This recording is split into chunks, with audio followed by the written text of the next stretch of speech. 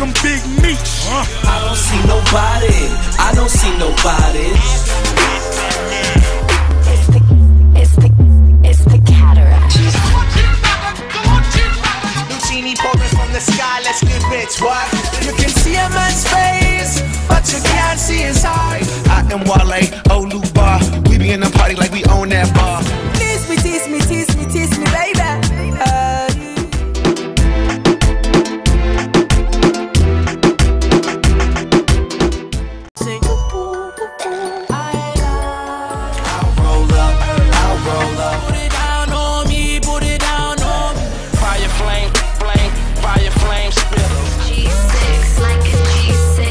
I think I'm Big Meech. I don't see nobody. I don't see nobody.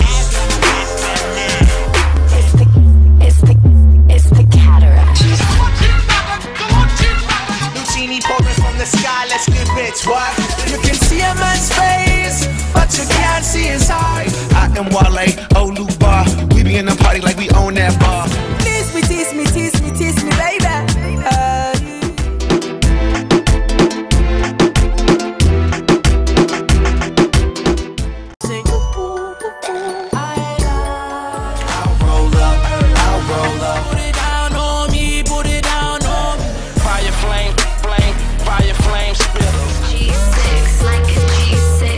I think I'm Big Meech. I don't see nobody. I don't see nobody.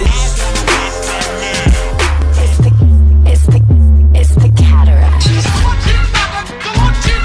Lucini pouring from the sky, let's get rich, what?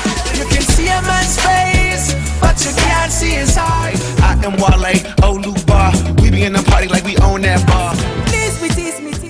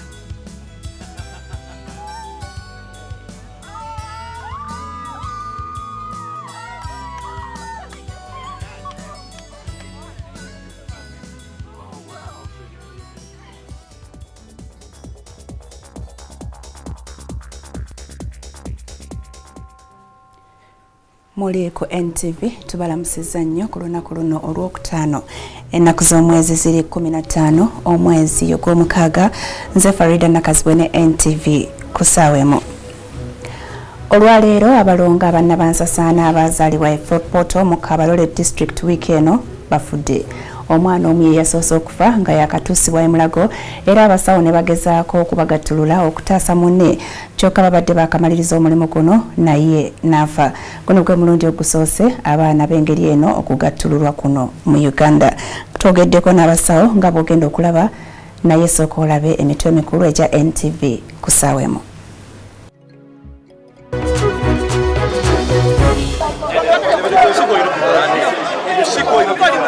Sente government ziyasuubiza abavubuka zongedde okuzaala ebigambo abeerubaga banyoolaganye. Enough is enough. Ababaka abava e Bunyoro bavuddeyo ku byamafuta bawakanyiza ekya gavumenti okubasirisanga buli luba byogerako.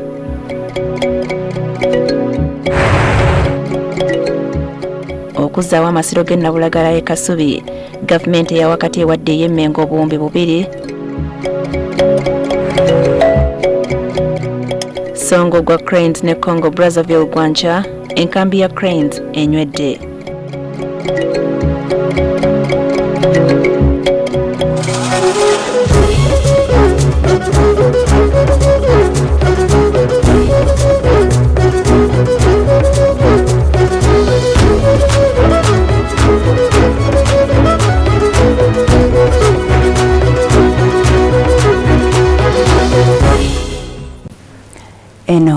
NTV kusawemo. Abavubuka b'omu Kampala okubanja ssente gavumenti ze yabasuubiza bandigufuula omulimu okusinziira ku bitandise okweyoleka. Wiiki eno yonna abavubuka mu Kampala bagimazeeko batuuka mu buli office okubuuza gwe bakwasa ssente zino akyagaanye okuziba wakati omwaka mulamba. Kampala yafuna obuwumbi 16 ku ssente zino eziri mu buwumbi 25. Olwaleero abavubuka b'eggombolola y'e Rubaga bakedde kwesala kajegere nga bawulidde nti waliwo ekiwandiiko ekifulumye nga kiyimiriza okugaba ssente zino. Jane Lubowa Sava abaddewo nga abavubuka babanja Youth Fund afuuse Youth Fund. Abavubuka bano enkoko bagikutte mumwa ne batuuka ku ggombolola e Rubaga batere bamanye ebikwata ku ngabana ya ssente eza Youth Fund ez'okwekulaakulanya gavumenti ze yasuubiza abavubuka. Abavubuka beewuunyiza munnaabwe omu bw'ababuulidde nti eby'okugaba ssente zino byayimiriziddwa nga bwe bagamba nti obusungu tebulwa mu kabada n'abavubuka bano obusungu bubalinnye mangu ne batandika okuva mu mbeera.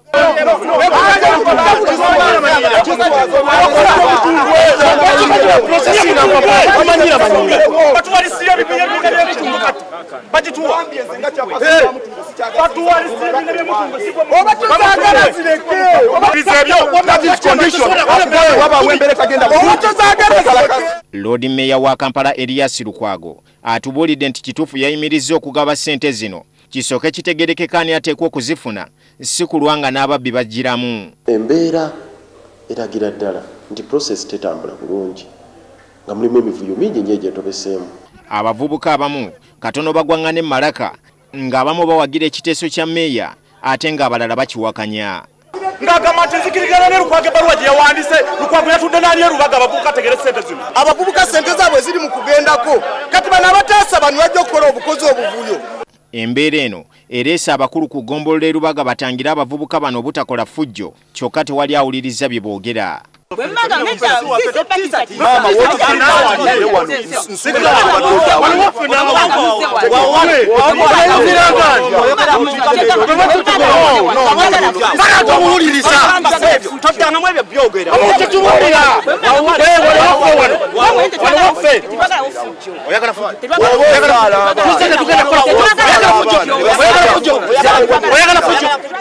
Poliisi eyitiddwa okulaba ng'etangira ababadde baagala okutabula ekitundu.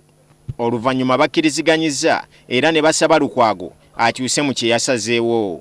Amawulire amalala agatankana galaga nti ssente zino zatandise dda okugabirwa abavubuka abamu ab'omu Kampala. Gavumenti mu mbalirira y'omwaka omujja eyasomeddwa olunaku lw'eggulo abavubuka yabongedde obuwumbi 3 ne miliyoni 2 ku ezo obuwumbi 25 ezaali zasooka okuyisibwa mu mbalirira ya 2011-12. Dini Lubowa Sava, NTV kusawemu. NTV kusawemu. Aduumira poliisi mu Kampala n'emiriraano Andrew Felix Kawes ayimiriza enteekateeka ez'okusengula abantu mu kitundu ky'okubiri okumpi ne Wandegeya. Abantu bano okusinga bakola n'okutunda entebe kyokka kigambibwa nti baweereddwa emyezi 2 ekifo kino bakyamuke omugagga yakigula atandika okukolerako ebibye. Kawesa agamba nti okuggyako nga bagonjodde obutakkaanya obuliwo wakati w'abapangisa bannannyini bibanja ne landlord tewali nkulaakulana yonna egenda kutandika ku ttaka lino.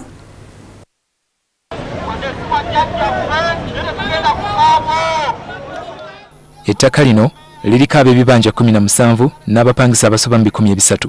Kigambibwa nti waliwo omuntu eyagula ettaka lino ayagala bonna ababadde baliwangaalirako balyamuke. Twagala nannyini agamba nti ayina ekyapa oyo atunda aveeyo. Tosobola kutunda kintu kyo ng'okitunda nga kyo n'okitunda mu nkukutu. They are complaining they have been paying 300,000, but all of a sudden they were told to pay 5 million per month. And in an advance of 3 months, that means 15 million. Bane baluwa ezibagoba bazifunye eggulo olwo ebigambo ne bitandika okubuna. Olwaleero aduumira poliisi mu Kampala Felix Kawesi atuuse mu kifo kino oluvannyuma lw'abantu okwagala okwekumamu ogutaaka. Ndagiriddewo embagirawo nti tewabaawo kumenya kwa nnyumba yonna eri mu kifo kino, tewabaawo okugobawo bantu bonna okutuuka ng'ensonga eno tugigonjodde. Olaba omuntu asula mu kayumba ak'emitwalo 3 etteeka ligabamu emyezi 3 nga tebannamusengula. Ogamba otya bizinesi ngenda gisenguke mu mwezi gumu ne wiiki 2. Abakulembeze mu kitundu bategese olukiiko abapangisa bannannyini bibanja n'eyagula mwe banakkaanyiza ku ky'okusengula abantu. Mu mateeka abantu abali ku ttaka balina okusooka okuweebwa omukisa okwegula bwe balemwa ne bategeeragana ne nannyini ttaka ku nsasula nga tebannaba kusengulwa. Muligo NTV. Ababaka abakiikirira ebitundu bya Bunyoro bakanulidde gavumenti amaaso ku byamafuta. Ababaka bano bagamba nti bakooye okulimbibwanga nga kati bakukunga abantu bave mu kibiina ki NRM singa gavumenti teddiza ku bantu b'e Bunyoro ssente eziva mu mafuta. Ennaku ezo President Museveni yategeeza abantu b'e Bunyoro nti babeere bakakkamu ku byamafuta. Abaka bana basoose kwevumba kafubo ku parliamenti ne balaga obutali bumativu ku ngeri gavumenti gyekuttemu ensonga z'amafuta agasimibwa e Bunyoro. Abaka balumiriza nti President Museveni abatumira omubaka okuyita Mama Janet Museveni ng'abategeeza nti ebyamafuta babiveeko beemalire ku kulima. Bino ababaka bagamba nti baabiwulira Abanyoro bwe baali bakuza amatikkira g'Omukama igulu gafa busa. Tujja kwogera ekinaabaawo kibeewo. Twagala omutemwa Omukama waffe wa Bunyoro yagamba 12.5% ezo ntono twagala 20%. Ettaka lyaffe lye basimamu ne bakujjako ng'olina ekibanja kyo ne bakujjako ngutuleke kwogera. Tujja kubalaga nga bwe tulina amaanyi. Tujja kuzukusako abaleega tukomyewo wano Nyanjire. Yali agamba abantu b'e Bunyoro nti okutuuka oyo eyo si nkya kigenda kutwala emyaka emirala. N'olwekyo abantu tebatunula ku oiri yokka babeere nga bakola ebintu ebinaabaleetera ku ssente nga ebyobulimi oba ebirala. Teyakyogera n'omutima omubi. Gye buvuddeko ababaka b'e Kalamojja nabo baavaayo ne bambalira gavumenti ne batiisatiisa okwabulira NRM singa enguudo zaabwe tezikolebwako. Mu bajeti yasomeddwa olunaku lw'eggulo mu nguudo ezinaakolebwa kuliko ez'e Kalamojja. Jingo Francis, NTV ku ssaawa emu. Webale nnyo Jingo Francis. Gavumenti eya wakati emaze okuteekawo omukono ku ndagaano kwenaasasulira gavumenti ya Buganda obumbi bwa siringi 2 zeyeeyama ku mulimu gw'okuzzaawo amasiro agajja omuliro emyaka 2 egiyise. Okuzzaawo amasiro g'e Nabulagala e Kasubi kyabalirirwa okumalawo obumbi bwa siringi obusobako mu 5. Katikkiro John Baptist Walusimbi atadde omukono ku ndagaano eno ku lwa Buganda ate Ephraim Kamuntu minisita w'ebyobulambuzi n'ateekako ku lwa gavumenti eya wakati. Mu kiro ky'ennaku z'omwezi 16 omwezi ogwokusatu mu mwaka 2010 amasiro g'e Nabulagala Kasubi gakwata omuliro gwonna ne gasaanawo. Ebintu ebiraga n'okuza obuwangwa bingi byasaanawo mu muliro guno. Enteekateeka y'okuddamu okuzimba amasiro gano emaze kati ebbanga lya myaka 2 nga bekikwatako bagiruka naddala ku nsonga y'okunoonya ssente ez'okugazimba.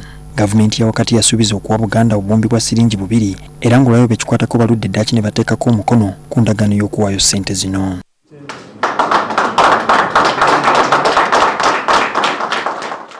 The memorandum of understanding between the government of Uganda and Buganda Kingdom on the reconstruction of Kasubi tombs is now ready and it has been signed, as you can see.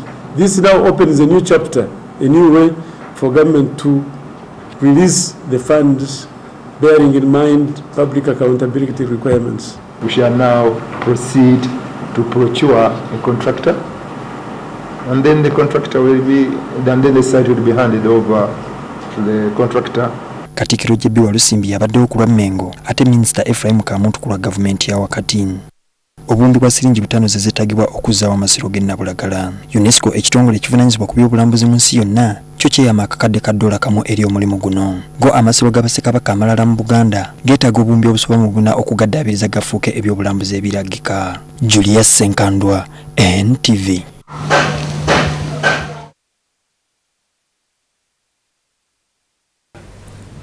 And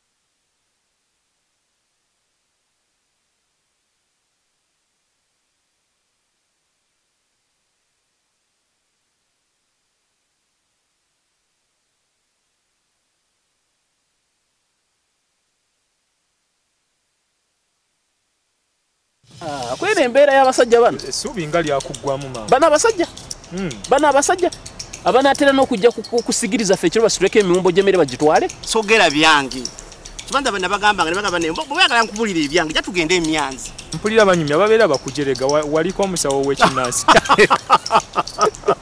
South Africa baba bakujerega obituufu baba banjerega oyo mufere mubbi yennyini yeetaaga miggo omuntu wa bulijjo tomuzannyirangako abeeranga dormant volcano bwemba mukkiriza nina takuwa mugiyita ate takuwa gobeera mugoberezi tolowooza nti buli mulimo oyogerera omusiraamu singa naakubuuza nti katonda yagamba atya oba oli pasita ng'okyawa olimba obba oyenda olina abakazi basatu please heaven is waiting for you. One day you'll pay and soon your time is out. Otiisa mmono. Sitiisa. Nkubuulira Yesu talimba. Ebintu mbimala mulundi gumu. Kati what I love peace. Gwokola byo. Wegase n'omusajja mutwale mabi.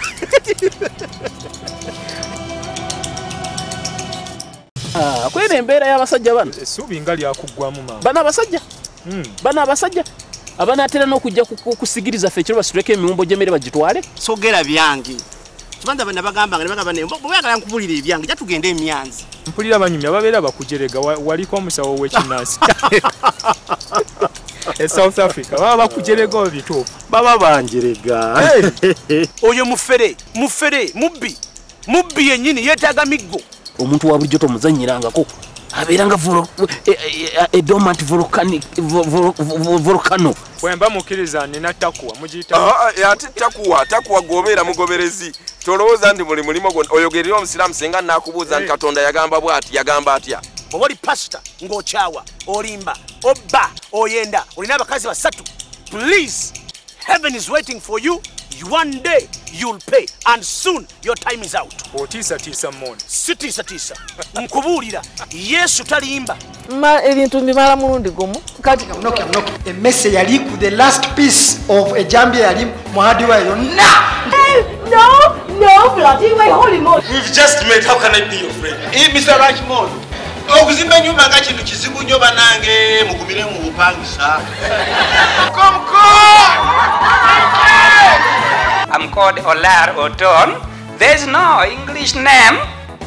Just like resistors, Yakazol. Yeah, blame you. You have option of getting international husband. Why do you get it local? New time. I'm knocking. A message yali ku the last piece of a jambia yali muhadi wa yo. No. Ice, baby. All right, stop. Collaborate and listen. I sit back. Oh, give me hope, Joanna, give me hope, Joanna, give me hope, Joanna, for the morning come, give me hope. With different colors, one people, different colors, one people. You got to know when to hold up, know when to fold up, know when to walk away.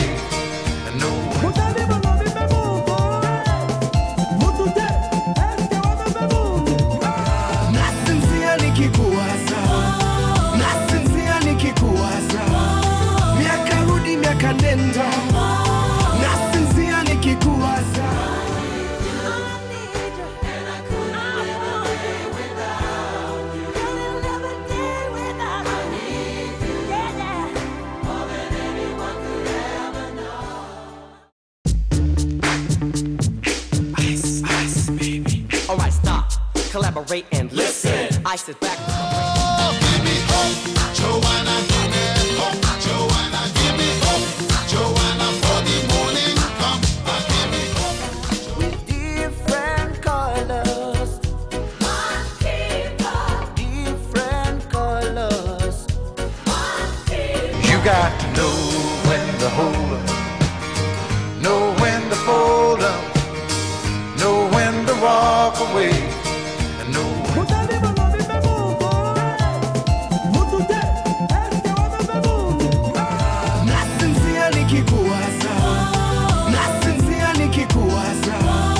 Miaka rudi miaka nenda, nasinzia nikikuwaza.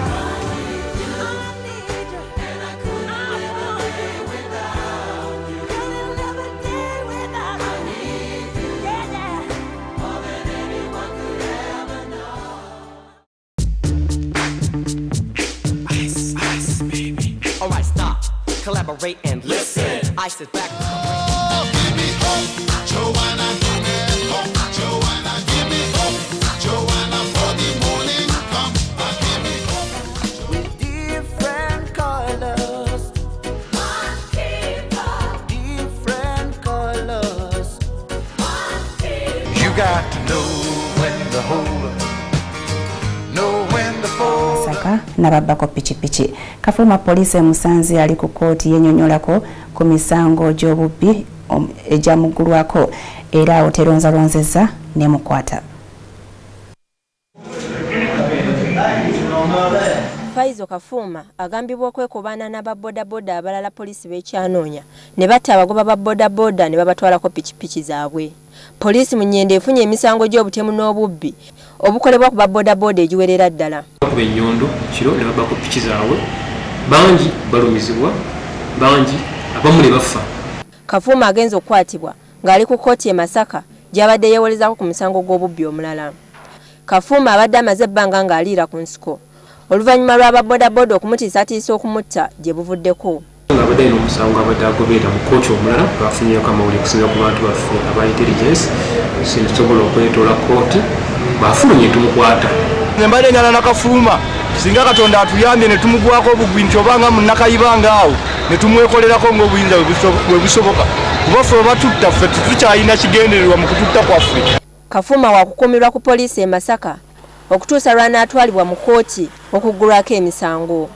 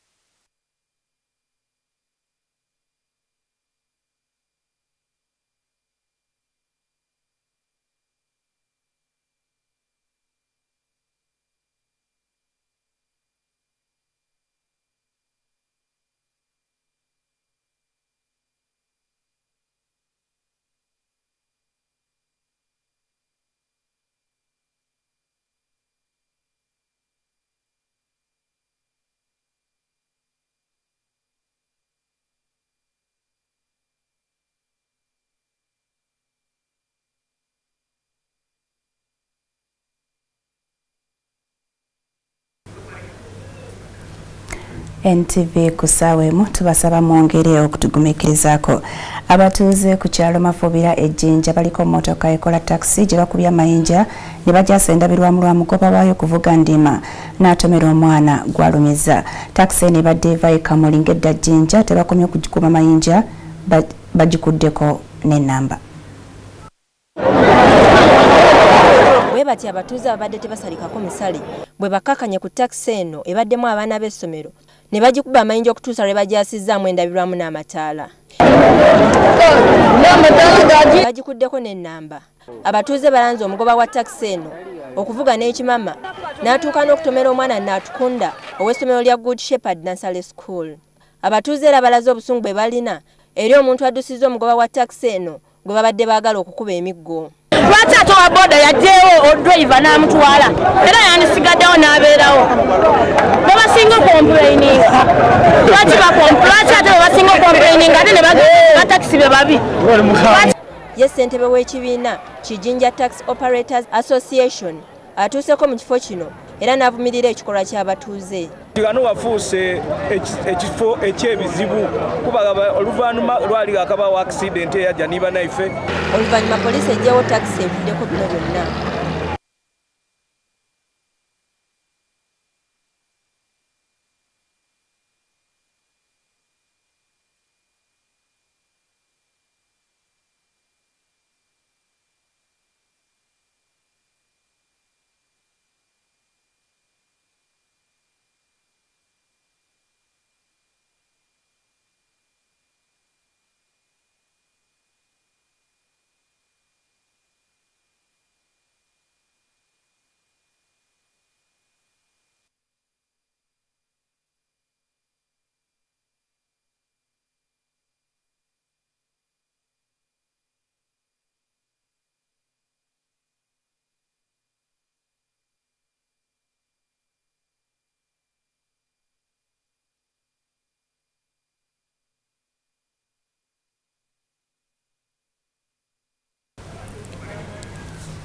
Ziri abiri mu mukaaga eziyise ku ssaawa emu tubeetondera olw'okutaataaganyizibwa kwe tufunye mu byuma byaffe era nkutegeeza mbwawo wennyini we ngakomeza amawulire mangi g'osubiddwa neetosuwa NTV Weekend Edition tugenda kuba tubibatuusaako byonna mu bujjuvu. Farida Nakazibwe mbaagaliza weekend ennungi katugira twetereza mulinda amawulire gaffe agaddako ne programs endala njuvu ezijja mu maaso mubeere bulungi era mweraba.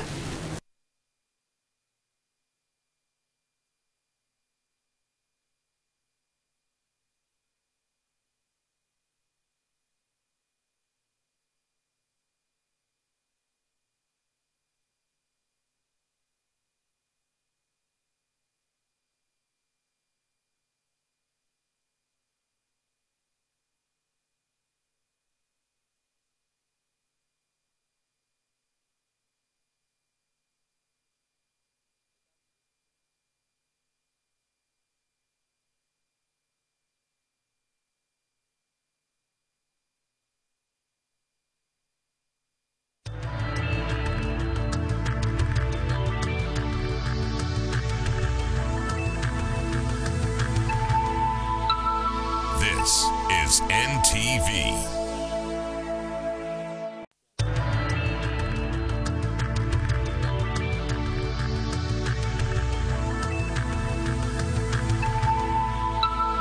This is NTV.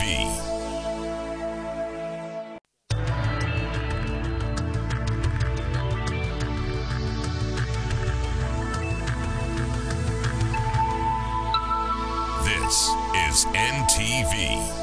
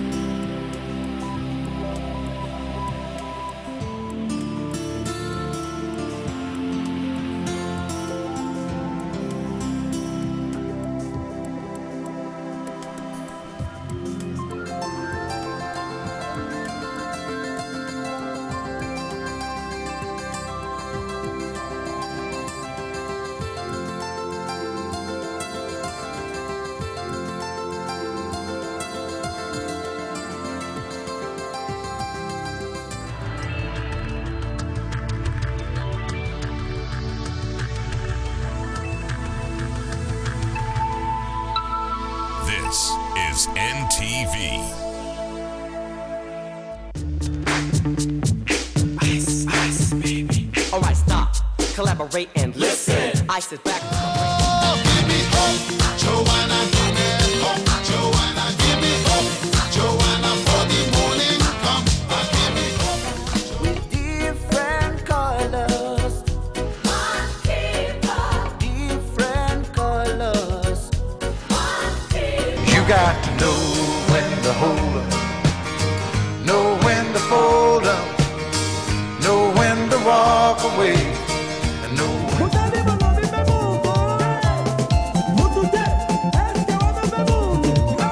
Nasinzia nikikuwaza, nasinzia nikikuwaza, miaka rudi miaka nenda, nasinzia nikikuwaza.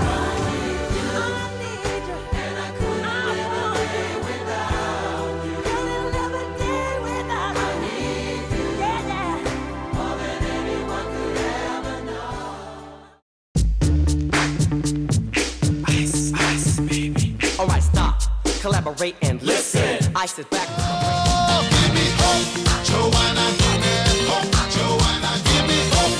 Joanna, for the morning come. Give me hope. With different colors, different colors. You got to know when to hold up, know when to fold up, know when to walk away, and know when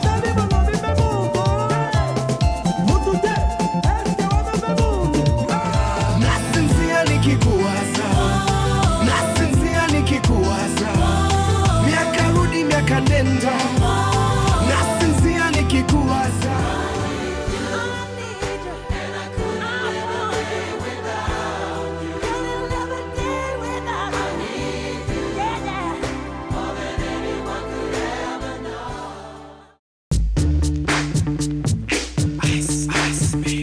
Alright, stop, collaborate and listen. I sit back.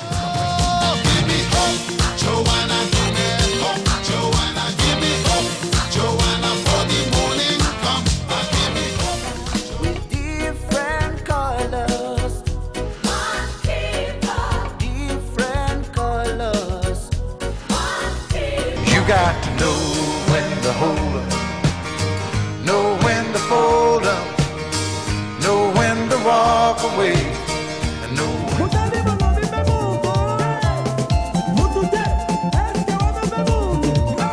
Nasinzia nikikuwaza, nasinzia nikikuwaza, miaka rudi miaka nenda, nasinzia nikikuwaza.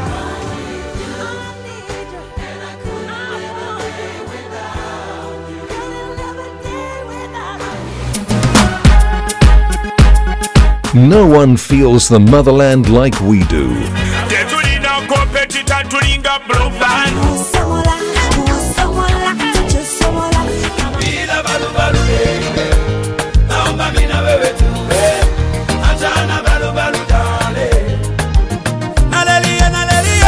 So tune in every day at 6 p.m. and Fridays from 11 p.m. for the best in homegrown music.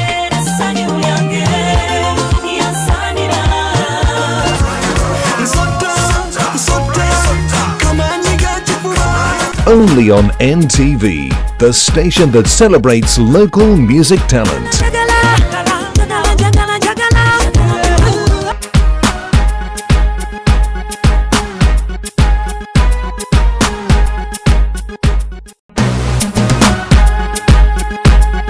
No one feels the motherland like we do.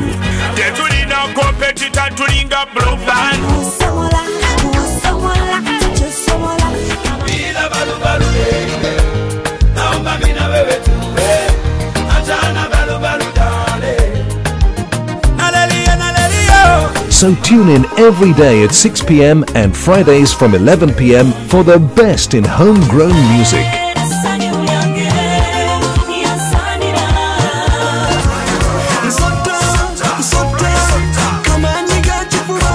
Only on NTV, the station that celebrates local music talent.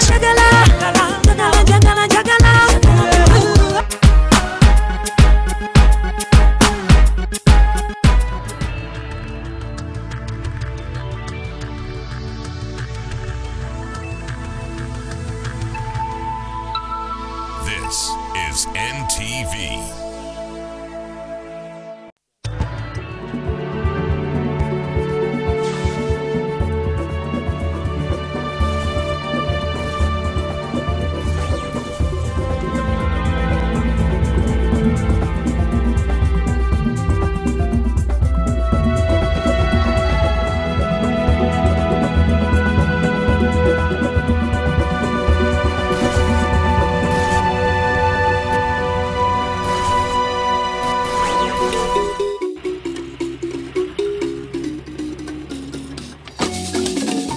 In last week's episode of Who We Are, we looked at how the Itisots live and work in general, and today we find out how the winds of change have transformed the Tasso community.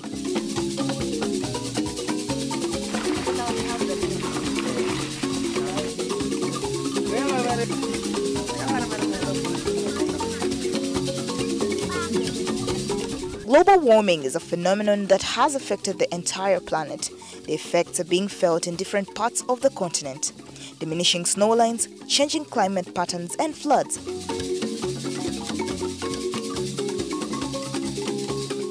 In August of 2007, after continuous heavy rains, the Teso sub-region experienced the worst floods in 35 years, cutting off 25 districts. The water was chest deep and it submerged many villages. More than 300,000 people were displaced. The cost of the damage is estimated at 120 billion in the 6 districts of Amuria, Katapi, Bukedia, Kaberamaido, Kumi, as well as Soroti. In Soroti, however, the extent of the floods was not far-reaching, but the few counties that were affected are on a rough road to recovery. The sub-counties that were badly hit were Tubur, Arapai. Tubur and Arapai, they border Amuria. And then Kamuda, there's just there here. Well, those were the ones which were badly affected. But then there's the other county, which is Serere. Serere is just parts of the sub-counties. There's parts of Kiere. Kiere has that part of Abuket. I'm sure you heard about Abuket Bridge and what. So that's part of Kiere. Then you go to Kateta. Parts of Kateta were affected. Then you come to Bugondo. Bugondo is another sub-county under Serere County. That one was actually also badly hit. It borders Kamuda, which was also badly hit from this side. And then the other county, Kasilo, it's a little far towards the lake. There were parts of those sub-counties, Pingire, Katungulu, were also badly affected. During our stay in Soroti, we went to some of these villages that were affected in Soroti to see the extent of the damage made by the floods and the road to recovery. Life has changed. Many crops were destroyed, making the farmers lose morale of farming. This is Angela looking at what used to be her garden of groundnuts, millet and sorghum, amongst other crops. Over 1,000 homes were affected, and even when I saw from the list of the sub-county office, about 350 gardens were affected, and mostly cassava, potatoes, peanuts, and even some houses, even some latrines, people lost them. Homes have been left with no food in the granaries and therefore struggle to feed their families.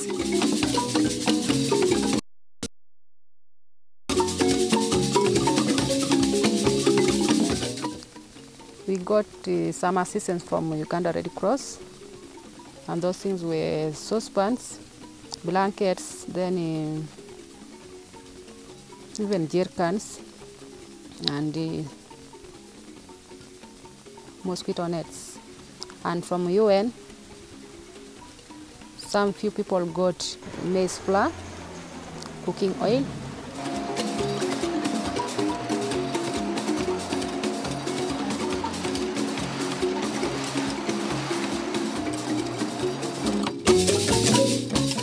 And though much has been given to these people, there is still a huge gap left to fill.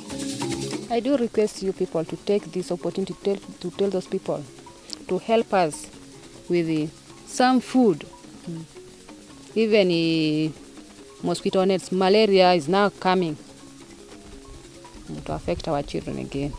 If they could help us with those things, and even ask them to bring us cassava cuttings.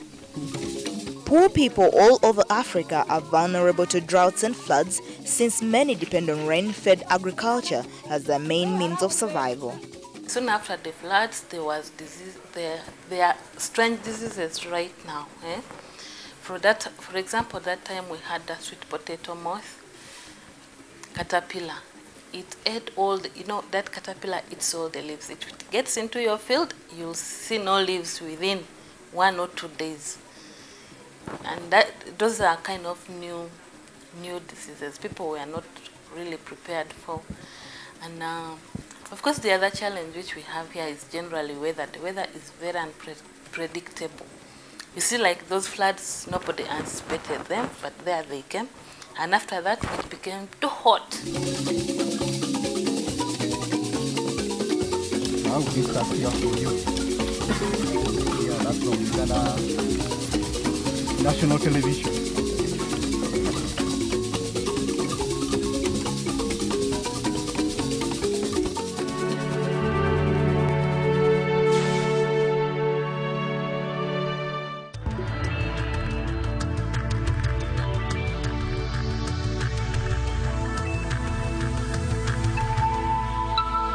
This is NTV.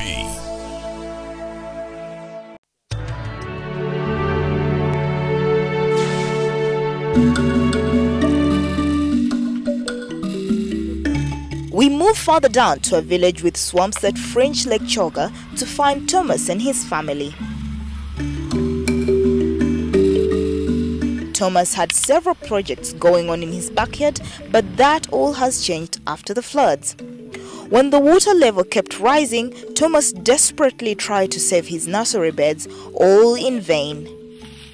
Raibodo tia le markes ayam kuju ngesbodi buso yauche nen nitejo ngare nen kediche jaso kona ne alemon kesangina ayam kuju domam ajay bodai moy. Before the nightmare of volumes of water, Thomas would supply orange seedlings to several farmers in the entire region. Aboreng pengine mochunga jay keditiliken luipo. Adope per sawana che per jagwan lukumene woni so do maria jo kidara che kinyomet kwen e jaydo ngasi kuju atipatipi per jameda otom mochunga. The seedlings take about 6 weeks in the nursery bed, at which time constant checking has to be done to ensure that they have enough moisture and warmth for optimum germination. From the nursery beds, the seedlings are transplanted to the garden where they adapt to the weather changes that they are exposed to. This cycle of planting and harvesting has broken because Thomas has to grow the citrus foods from the very start.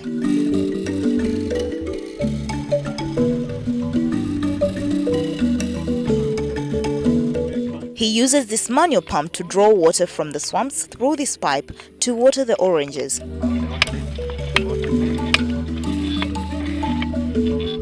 Due to the destruction caused by the floods, Thomas has to do all he can to feed his family.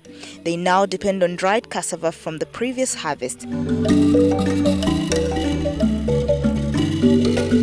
Anepanen lem iso iraso abore cabbage ngina ibore che kwa endo kwa na jaide bere yalango apase tunga noi anuba yawni boro kuju.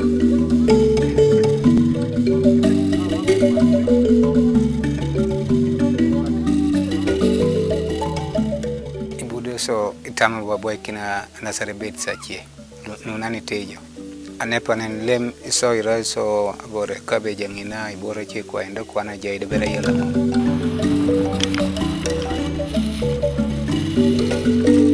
The agriculture officers have advised farmers on the crops to grow in order to be able to feed their families.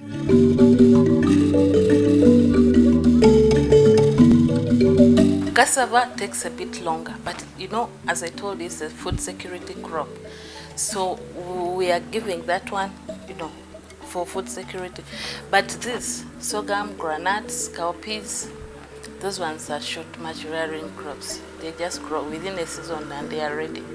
And actually for cowpeas, you start eating the leaves. In Uganda, they call it gobe. And then sweet potatoes.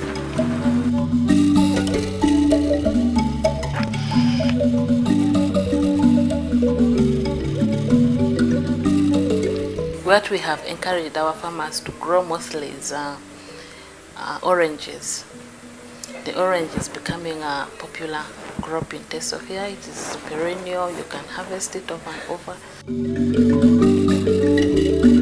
Aside the orange tree seedlings, Thomas was also carrying out aquaculture that would earn him up to 800,000 in a single harvest of fish. Aborengene teteda poti pejo kudai te pepo boy pisere aporogono bore hotela do boto makeda pirengara kenijo swama jo ara berlo kono mamoti orailo e grupo dai pirja lemon tie dia ngini pakere so e job. He used to fish out of the ponds after every 3 months. Yang so ka be ngina kida kuilo lo chok kide alo soda igwele salo sumun wa chumangun per jango moti moda yangar ngene nyamete. When harvesting from the pond, Thomas blocks this pipe that brings fresh water into the pond and opens the exit pipe. That way, all the water flows out, leaving the fish in the mud. So then Thomas picks the fish out of the mud and sells to the markets in Soroti. However, it will be a few months before Thomas can fish again. Luipo abuolo tabulo sala fish pone dope bon. Ngolo kiri ngol bon ngesa sala keda porogon dongul kera buolo tutu. I don't do so at Yokoson Wipo. Again, girls a group of sec. The member say we don't silken way back I grant. So swam is okay that Cosigogom. Swam kere. So Tony Kwana Utasa swam.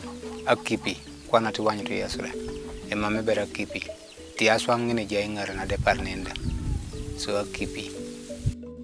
These are some of the constant reminders of what was lost and how much work needs to be done before Thomas can be back to where he was before the floods.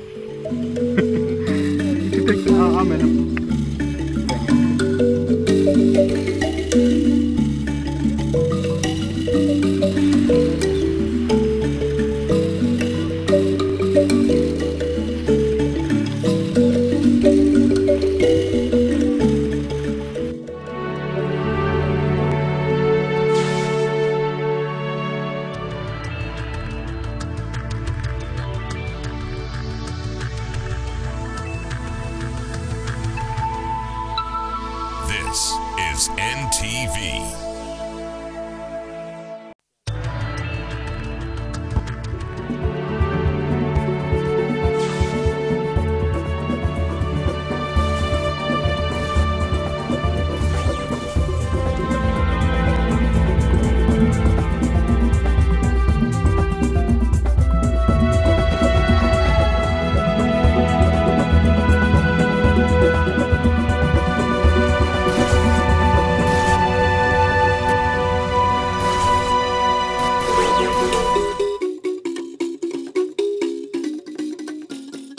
In this week's episode of Who We Are, we travel to the eastern region of Teso, Soroti district.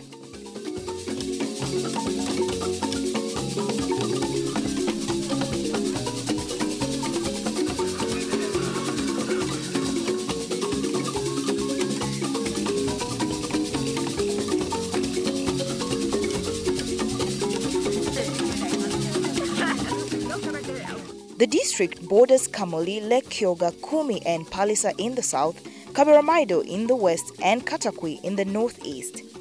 Both Kaberamaido and Katakwi districts were recently carved out of Soroti. Formerly part of the larger Teso district comprising of present-day Kumi, Soroti, Kaberamaido and Katakwi, the history of Soroti dates back as early as 1904 when the colonial administration sent Semeka Kunglu, a governor, to set up administrative posts in Serere, Gweri and Soroti. Part of Kakunglu's team camped near Soroti Rock, where they forced the locals to clear the land, and within a few years a large area had been cleared and a considerably large settlement had been established.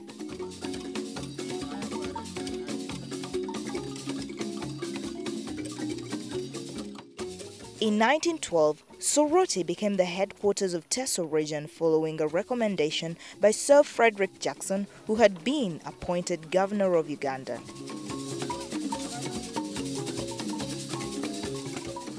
Soroti district ethnicity mainly comprises of the Itasot and Kumam, who speak Ateso and Kumam respectively.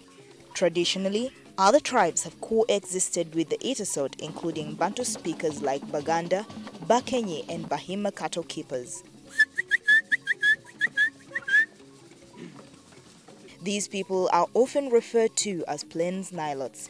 In Uganda, they constitute of the Lango group, which includes Karamajong, the Itesot, the Langi, the Kumam, and the Kakwa.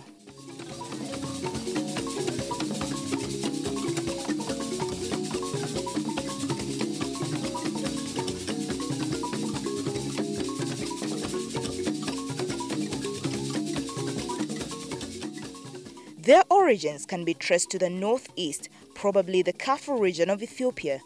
During their migrations, the whole group is said to have first settled in Karamoja, from where they moved south to occupy Teso, Lango, and Kumam.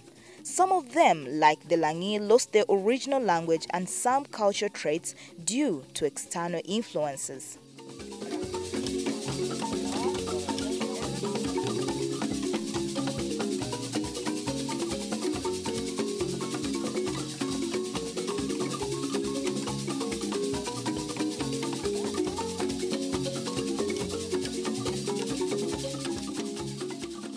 The cultural leader of the Iteso presently is Imor Mor Augustine Osuban, who was elected by the people of Teso basing solely on his character and socialization with the people. So the succession to the throne of the Imor Mor is not hereditary at all. The lives of the Teso, their survival, their hopes, aspirations, and fears have been shaped by their environment. Men and women somewhat have different responsibilities and roles. The women take care of a home, the children, and also prepare food for the family.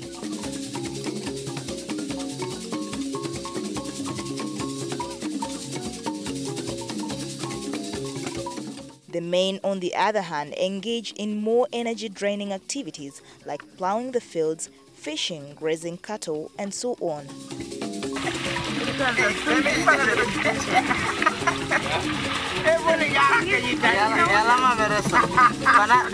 Here in Soroti, in a village called Obule, we meet Margaret Atero, a housewife and mother of 7. Her daily work routine is a reflection of many women living in sub-Saharan Africa.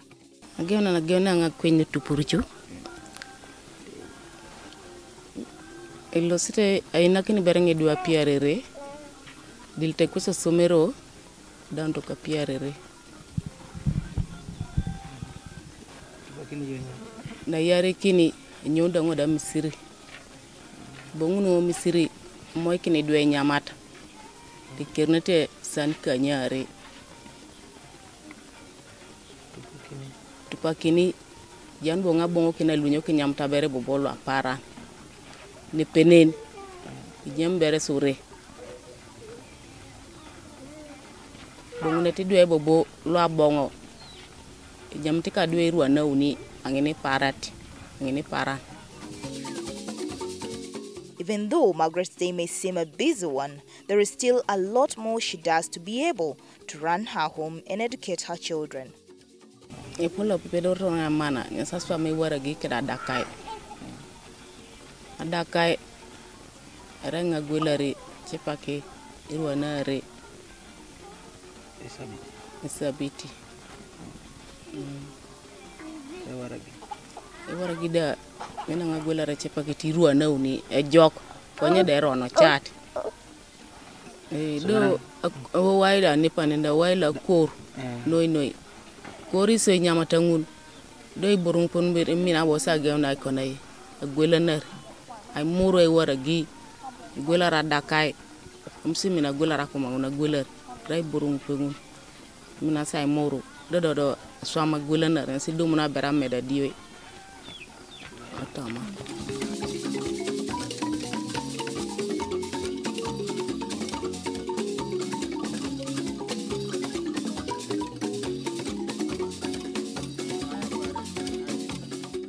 nare pon la maniango japo ngaji auto chalo adara ka lupoko akore ka mongo kori ka boro kapani ka birnyanyi je jengina raikina ka boret joko do ngai bo chalo do de chati dwedo nyonete munye sikote zelo steta konye ngamo jo ngasela kino chalo.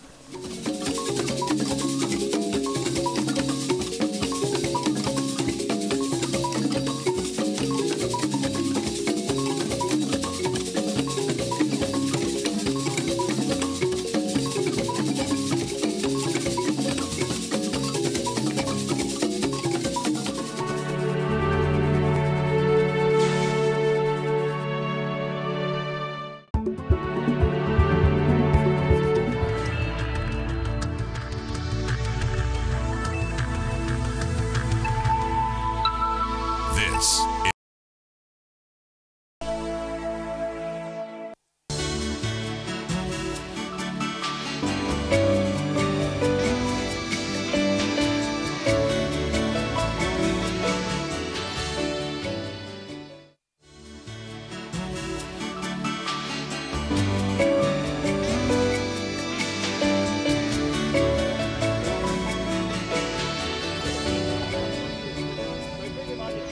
Today on Showcase Uganda, we travel to the depths of central Uganda to explore and discover the splendor of its islands.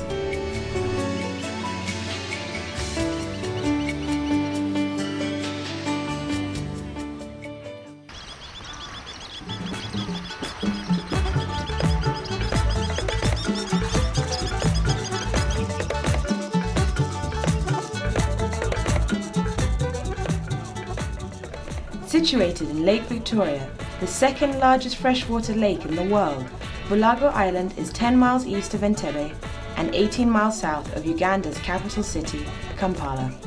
This ideal setting makes it the best located of all the 84 Sese Islands due to its proximity to both the capital city and the international airport.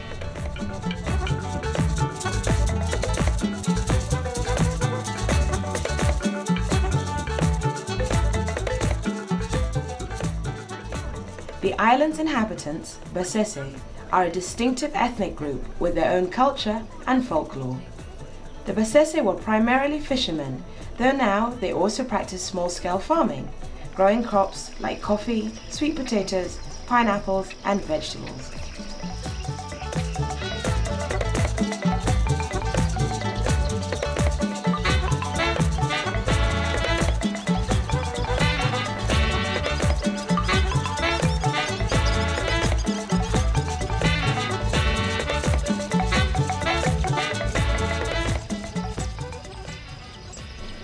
Bulago Island is barely 500 acres and 2 miles long, with a wide expanse of sandy beaches and about 10 kilometers of shoreline. The island has a wide range of terrain, which ranges from rugged hills to open grasslands, golden sandy beaches, gentle cliffs to areas of tropical rainforest.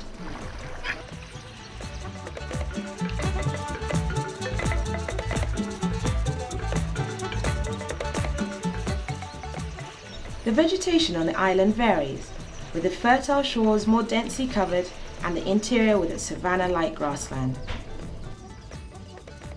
The environment has been totally unaffected by the civil wars in the country, and thus the lush greenery and fauna on this paradise island, as it has been called, owes its existence to Lake Victoria, which at 3,750 feet above sea level generates its own climate. This also affects the surrounding land masses. It experiences rainfall almost all year round, with its first rain peak in April to May and second peak in October to November, averaging about 2,000 millimeters of rain a year.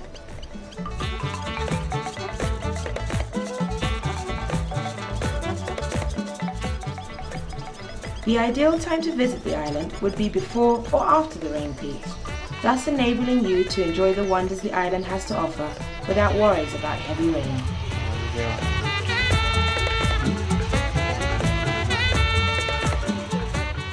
The population on the island is very low, with Bulago Lodge occupying about a quarter of the island.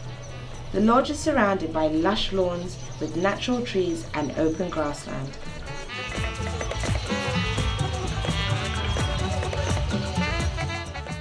A few mainlanders have been able to buy land and construct country homes, with the locals inhabiting their fair share.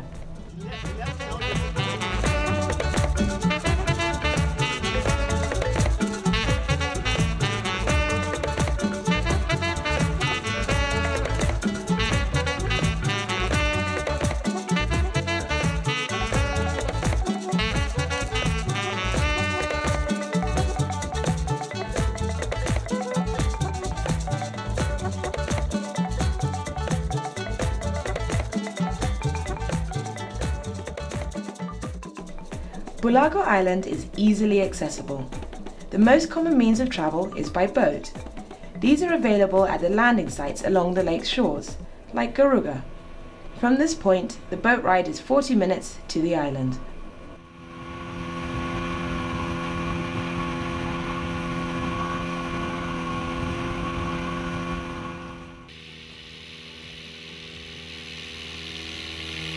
One could also charter a light aircraft from either Kajansi Airfield or Entebbe International Airport to the island's airfield.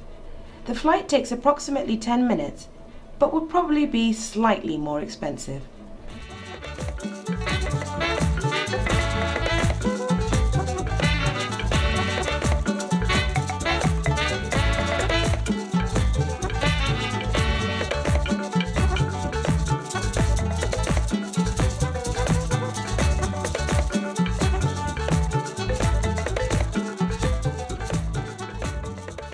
The boat ride to the island on Lake Victoria, the source of the great River Nile, can be very refreshing with plenty of clean, fresh air. The hordes of birds flying overhead and the sight of occasional fishermen in their boats all make the scene even more intriguing. One can already anticipate the rare treats to expect from the island. The lake, although relatively shallow, being only 200 feet deep, is home to several hundred bird species on its many islands.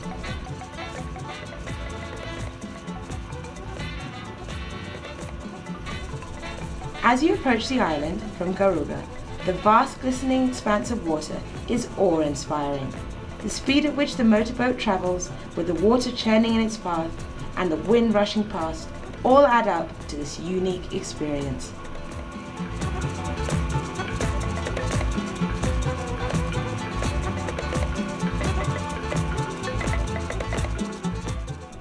A first glimpse of the island, with its golden sandy beaches and palm trees, is simply breathtaking. It prepares you for what you will experience during your stay. Complete relaxation, unrivaled serenity, and captivating views.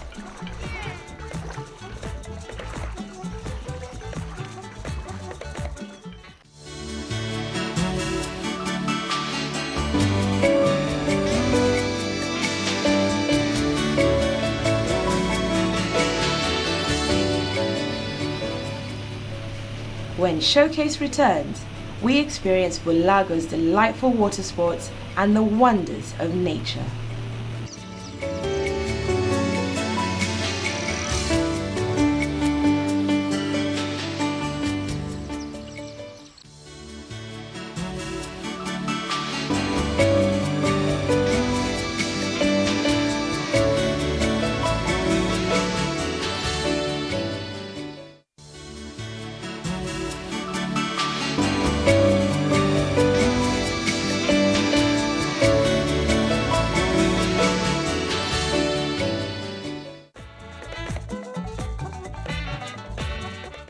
After landing on the island, one is overcome by the peaceful atmosphere and the stunning views unfolding before the eyes, setting the mood for a fun-filled and relaxing holiday. The lake is ideal for water sports, the most popular being jet skiing. Due to the reliable winds from mid-morning to late afternoon, the lake is generally calm and water skiing can be enjoyed throughout the day.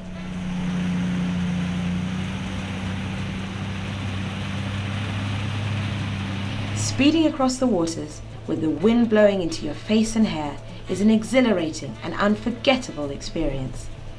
Be mindful though, as this activity is not recommended for unaccompanied younger children. Though the traffic on the lake is very light, one should not forget to look out for other boats, to know where they are and where they are heading in order to avoid collisions, especially before you make a turn or cross a wake.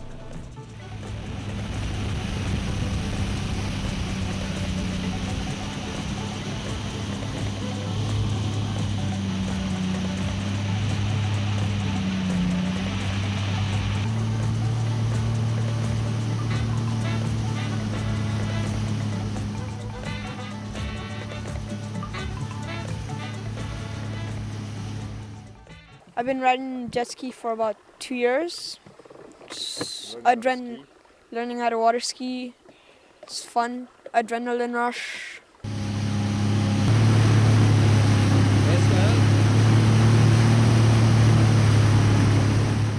awesome. It is also advisable to avoid high speeds near the shoreline as there may be swimmers about.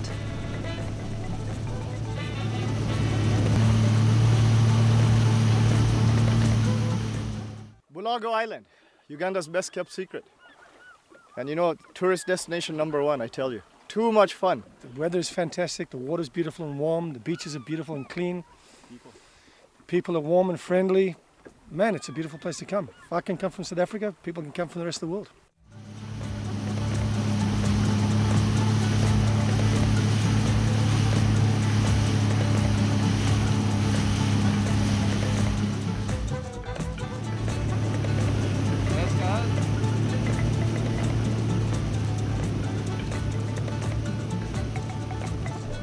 Sailing on the lake is also great fun.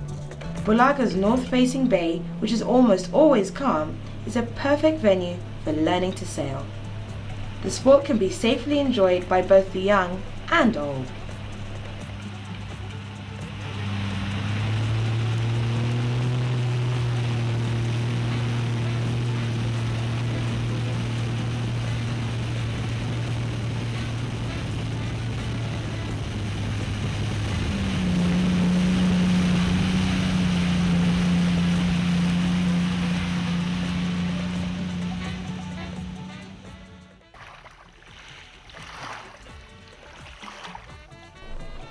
For the less adventurous, the cool waters of the lake provide a perfect place to spend hours luxuriating and giving the body a full workout.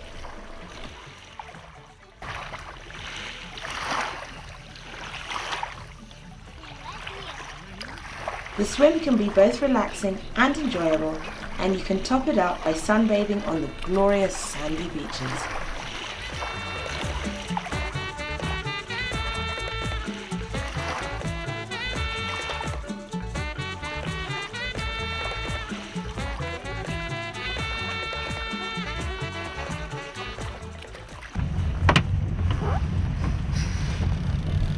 If you have a passion for fishing, the lake waters are magnificent and abound with the local Nile perch and tilapia, among others.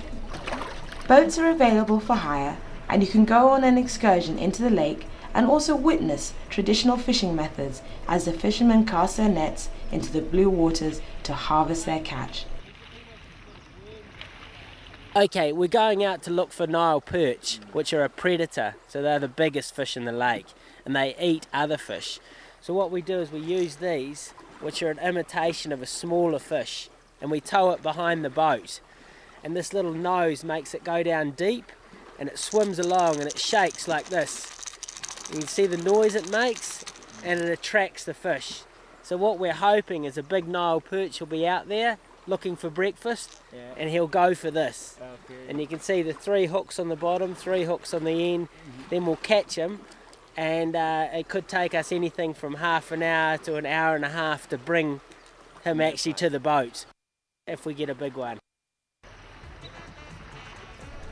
You can spend hours savouring the peaceful and fascinating experience.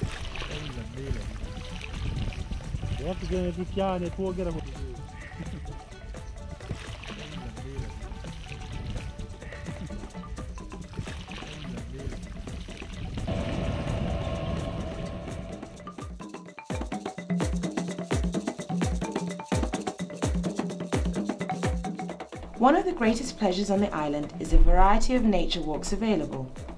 These walks provide nature lovers with the opportunity to explore and appreciate the island's abundant beauty.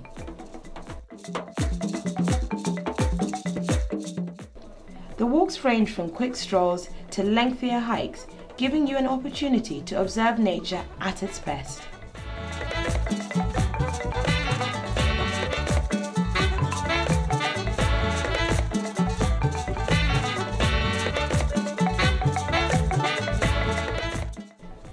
The view from the hills are magnificent, and for bird watchers, the lake is famed to have one of the largest varieties of bird species in the world.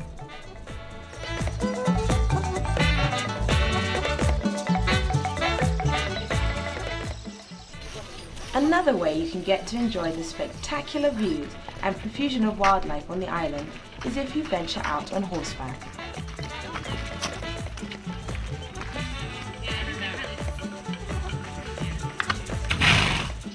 You can explore all the delights to your heart's content from a more elevated angle, while at the same time enjoying the ride with the cool breezes blowing in from the lake. This is indeed an enjoyable and relaxing pastime. I love horse riding in Bulago Island. The horses are calm, they're good, they stick to the trail. You can see many things as you're going. It's beautiful scenery and it's a nice atmosphere.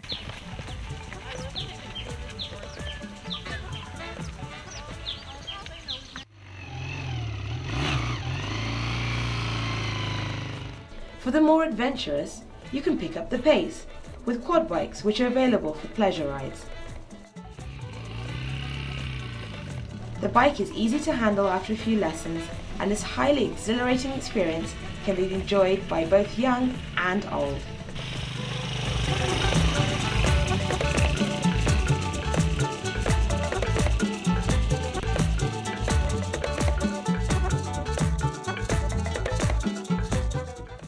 It is great fun racing around the island, but be careful of the fauna.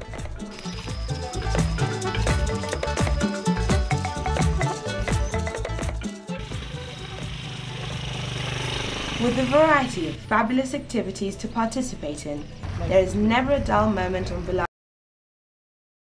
A place to relax, unwind, and have an enchanting holiday, or even a honeymoon.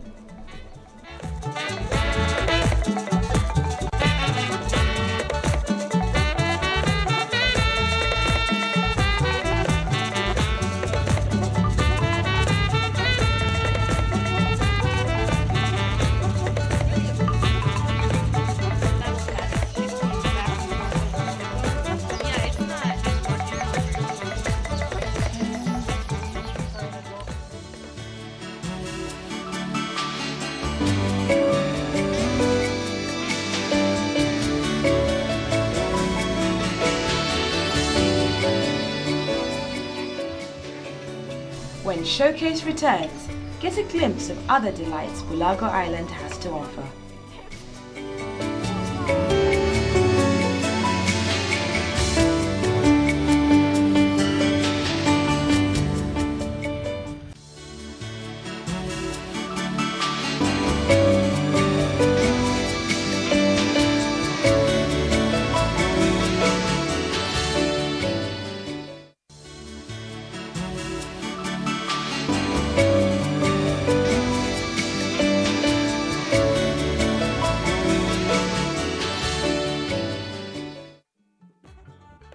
After a tiring but fun-filled day, the homely atmosphere of Bulago Lodge is a blessing.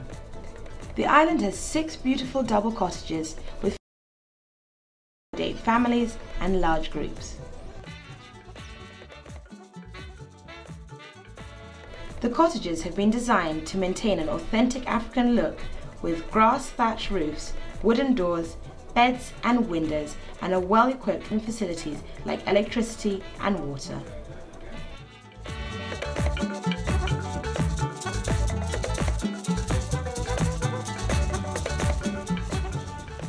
If you're interested in enjoying the beauty of the night skies and sharing your space with other nightlife, camping out can be organised.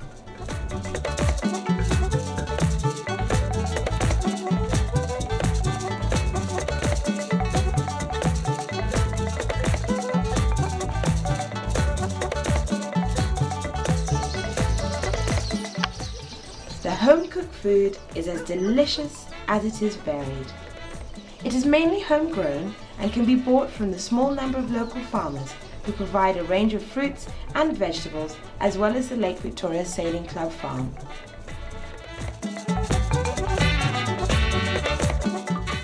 For non-vegetarians, there is a variety of chicken, ducks and goats, which are also reared on the island. You get to sample the mouth-watering breakfast and a 4-course dinner.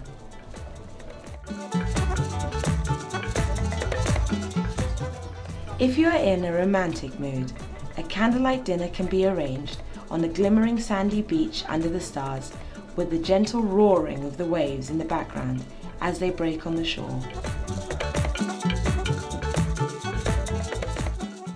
One sight you should never forego on a visit to the island is to watch the sunset over the horizon. The breathtaking beauty of the sunset bathes the island in its glow. This is one memory that you will carry with you forever. Indeed, Bulago Island is a place where you can throw all your worries away and enjoy all of nature's abundant gifts.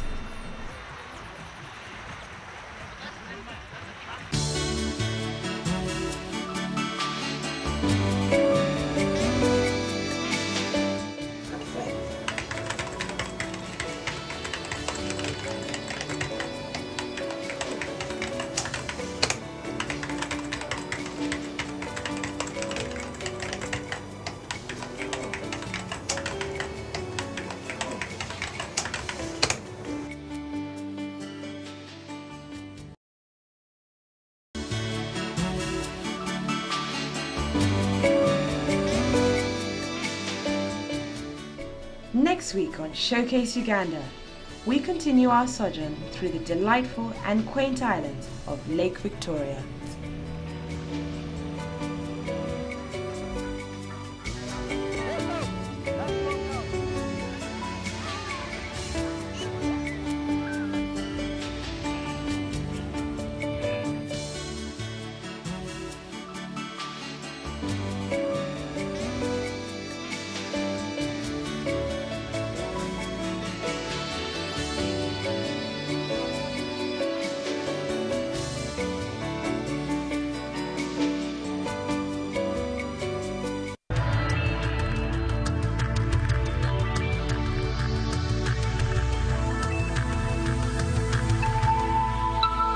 This is NTV.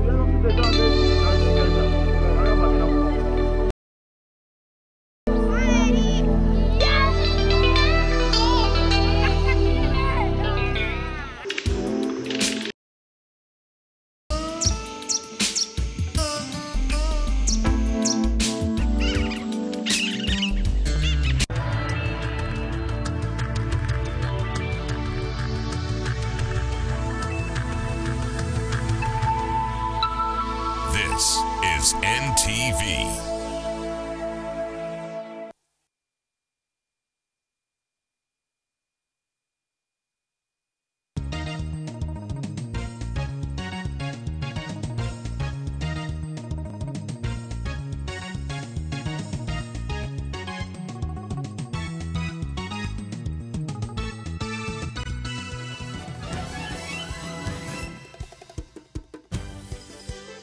Welcome to this edition of the Art and Design Show. Tonight, we meet fashion designer Santa Anzo. We experience the art of Matali, the Islamic dance, and much more.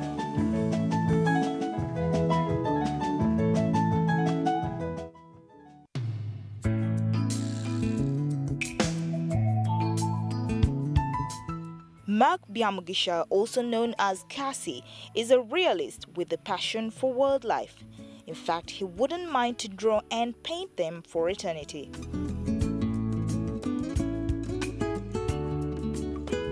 A realist is one who portrays everyday characters, situations, dilemmas, and objects, all in a true life manner. We caught up with him at home and he told us what makes him tick. I think I started way back in school, and one time our art teacher brought us a model to draw, and I found out I had pulled out her face successfully. So that's when I realized at least I had some talent.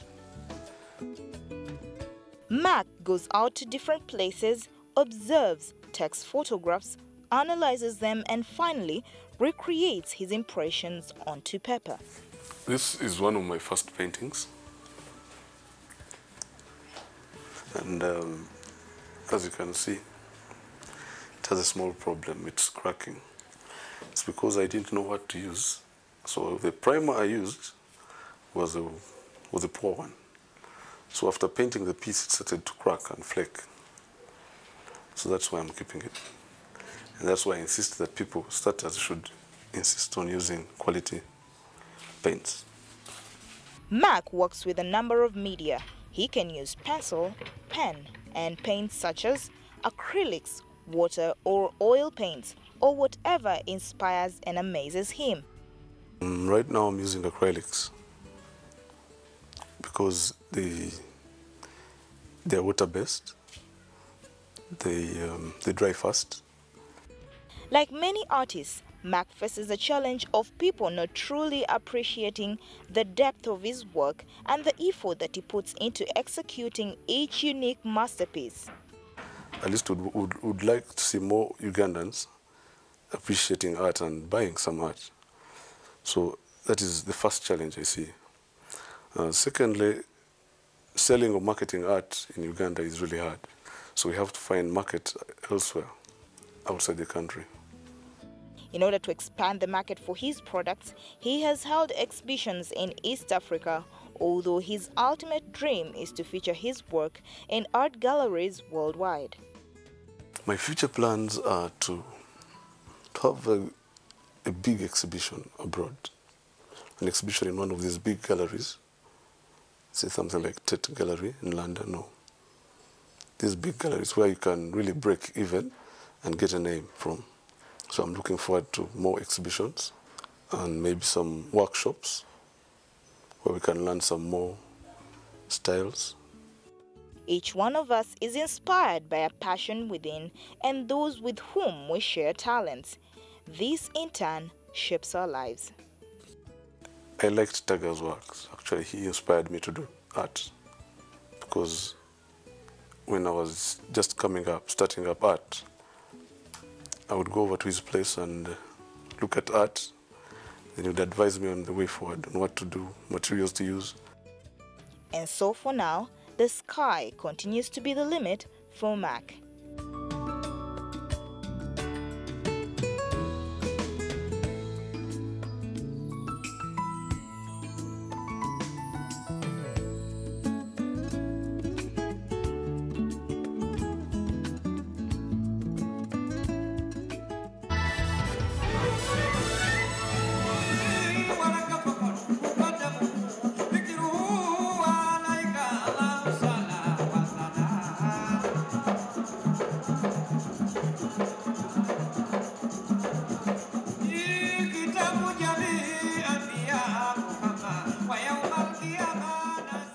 In this part of the art and design show, we bring you what is commonly referred to as matali, a musical entertainment witnessed at Islamic weddings and functions.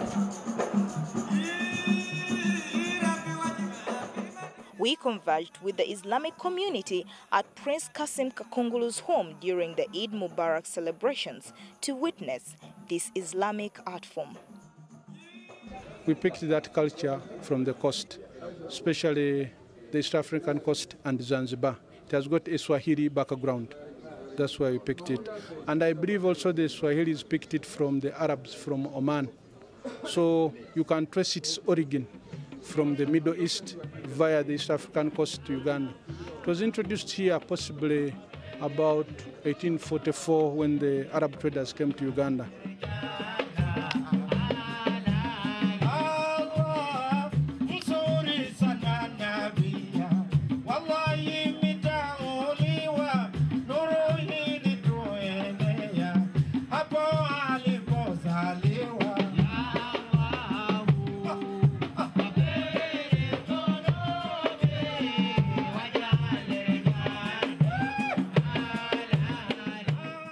Matali is simply a fusion of percussion of locally made musical instruments to produce a distinct, sharp and wonderful sound.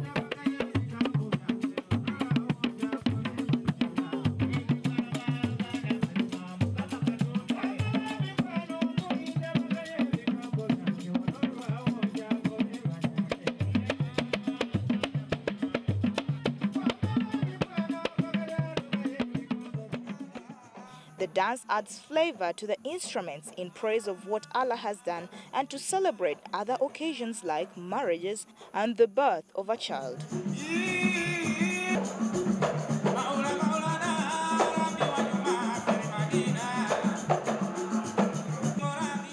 The dancers lined up in front of the instrumentalists, moving rhythmically and with a lot of energy, shaking and praising Allah. Clearly, it's not about size and age, but as long as you can dance and move to the beat.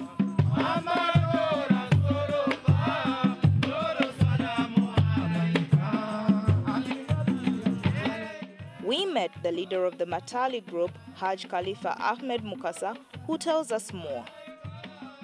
Kyekivuga kyaffe ky'obusiraamu bwe tuba nga tusanyuka getukuba era kizibu nnyo omuntu okusanga amataali awantu wonna n'olowooza nti waliwo banywa mwenge naye ekivuga kyaffe ky'abasiraamu mataali galina enzikira yaago era byo tetuba nga abeesiba nga abazina engoma.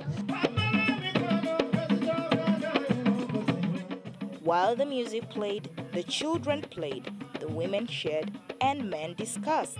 The food that had been fasted for in days was in plenty and for all to enjoy. Singing, praising, and dancing to the goodness of God, we leave you with this unique festivity music.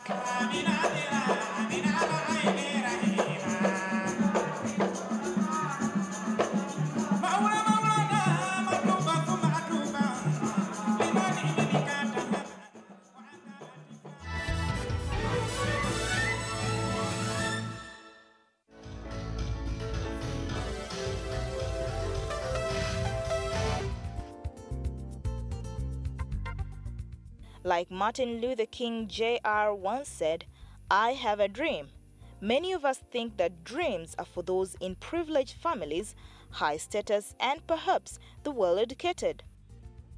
Well, in this part of the show, we meet a fashion designer who had a dream and went out of her way to make it happen. Santa Anzo's mission is to engage the fashion industry into showcasing African-inspired creations, modeling and shaping people's mindsets into being proud of their own origins. I'm known for, first of all, my innovation, creativity. I consider myself quite humbly a trendsetter. All the areas that I'm operating into were originated by myself and my team. It's taken a lot of prayer, for me, and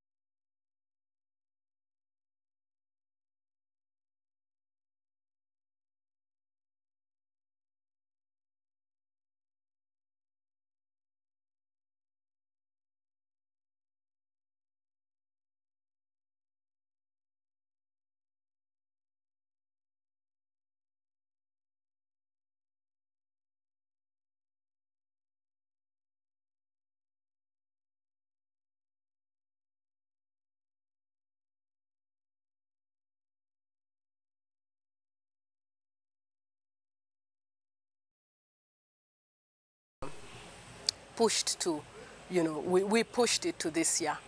And I must say the whole trip was, worthwhile. As a designer who has lived her dream, Santa, with her warm and outgoing personality, has had an opportunity of helping others, especially in the same industry, by linking up designers from different countries to showcase their designs at the Uganda International Fashion Week. We have not moved as one fashion designer and her models, but we've moved as Uganda. And so, our next dream is to move as Africa, really. With this, and her team are ready to focus on the Commonwealth meeting due in November to showcase Uganda and its greatness through fashion and style. CHOGM, is bigger than the Uganda International Fashion Week, number one. Number two, CHOGM is about showcasing Uganda, showcasing our creativity, showcasing our resources and all. And that's what Fashion Week is all about. And so, as the custodians of Fashion Week, my team and I felt that it is very important that we give our all to CHOGM. So that said, that simply means that this year we might actually see no Fashion Week, but we having a big fashion party, to say thank you to everybody who's been part of the planning process since January. But we have gotten a request to actually make sure that we give our all to CHOGM. Santa is greatly inspired by her father, who is always mindful of ideas that build the nation, the President of Uganda, Dr. Martin Alike, and others like Maya Angelou. The youngsters, the next generation, is almost at a loss when it comes to choosing role models, identifying with successful people. Like I always say, our people do not tell you the way it is. They'll tell you the rosy bits, the bits that they achieved. They will not tell you their challenges or their failures. And so for me, I'm inspired so much by those women who tell me all the nitty-gritties, That way I identify with them, both their challenges, their failures. It's not wrong for Santa, therefore, to be proud of where her talent has taken her. She has rubbed shoulders with renowned R&B artists Asha Raymond, Ntare Mwine, Monica Kaufman, as seen at the dinner hosted by the mayor of Atlanta, Georgia, Jack Ellis. With success stories like hers, one's dream is just a start from being a reality. You and I could be telling our stories next.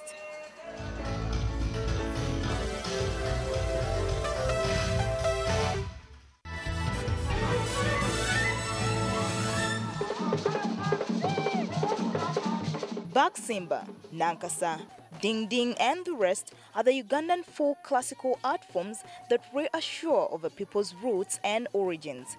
In today's contemporary times, these folks have been adapted and given a twist to fit the times. This is the kind of music Sarah Ndagire does. I've gone back to my roots. Get traditional beats, traditional rhythms, traditional melodies, and use some of the traditional songs, but changed a bit, fused them. So this time I did fusion. That's for the new album. So I can say this style is more like roots.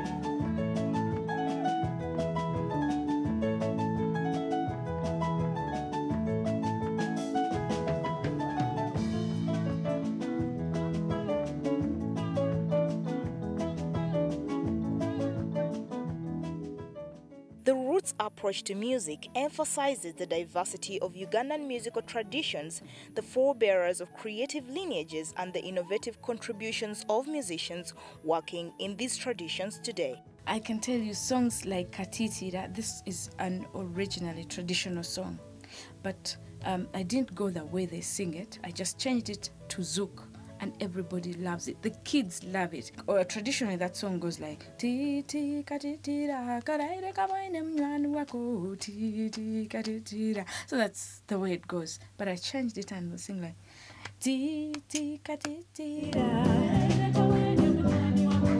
ti ti katitira akama sindene kekonza akahoi mane kechanga akachuala ni kekonza akatoro dora na koni kechanga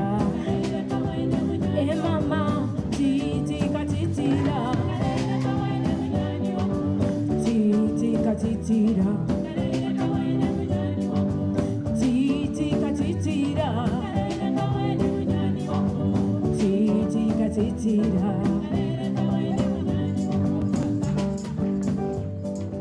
Before the dominance of recorded music, concerts would be the only opportunity one would generally have to hear musicians play.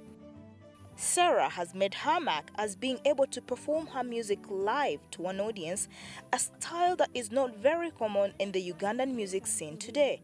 She also dabbles as a songwriter and composer. A sleeping baby tied to her back. It just happens. Sometimes I get a melody and like I try to fix the words in that melody because the melody is so sweet. Then sometimes I have the words first and it's like I'll get a melody and the melody will have to change to accommodate all the words that I've written. So it's different. Headscarf, a headscarf of faded clothes. I borrow traditional rhythms. When I borrow a rhythm, then I write a song. Then when I get a melody, a traditional melody, then the rhythm sometimes is what I've borrowed.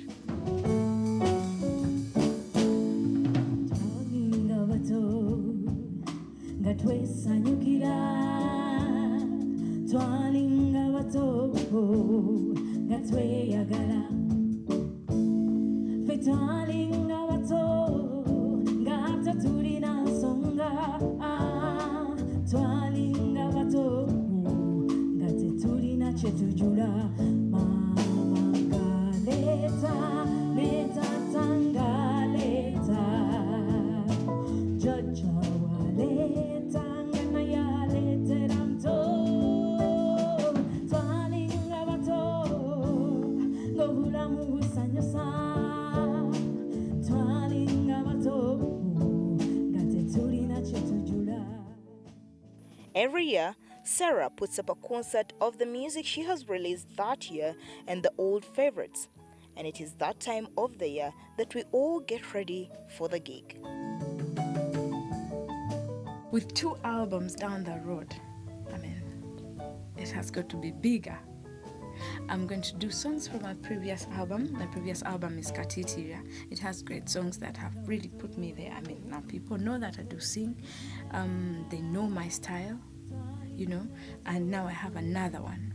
In the previous concerts, I was doing mainly songs from my first album, Katitira, and like the last one I did in June, I did about 2 songs from this album that I'm going to do. But this time I'm going to give it to you all. And this time we do have, I'm working with Stella Attal, a great artist. She's a great, a celebrated artist, fashion designer, so many things. She's going to do the stage, so the stage is going to be good. And before the concert starts, we'll have a mini art exhibition. That's in the lobby at the National Theatre, because that's where it's going to be, in the lobby for about 30 minutes, and then people will get to know who Stella is and just see about some of the works that she has done. Then we'll get into the theatre, and this time, unlike many times, we are thinking about having so-and-so come and sing, as in curtain raisers. This time we're going to hear the voice of the artists.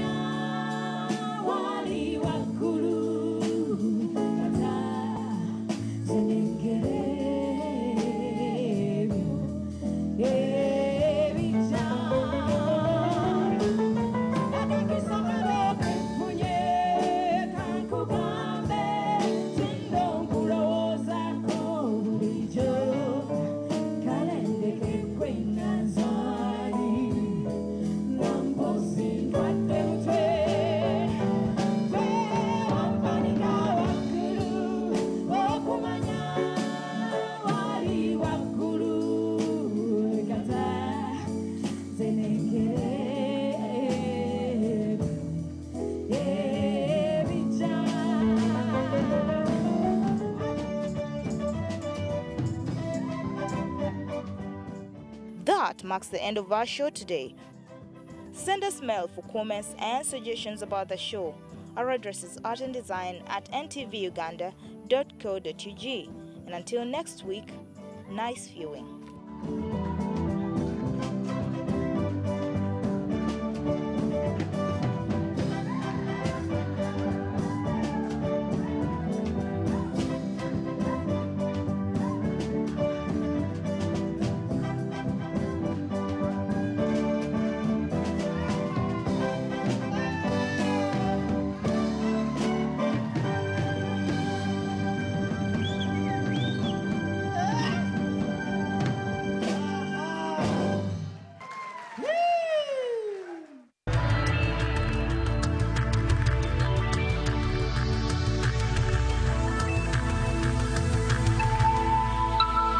This is NTV.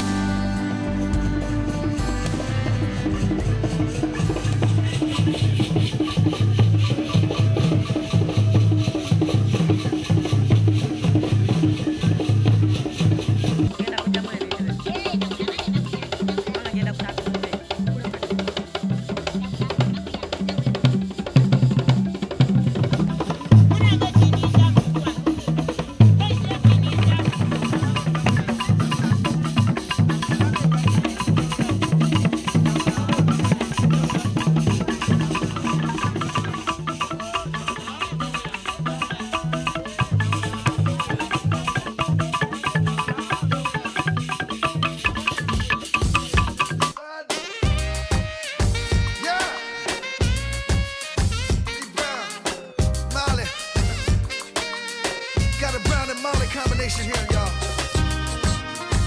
Feel it. The revolution will be televised. Feel me? Come on. She would shampoos a lot.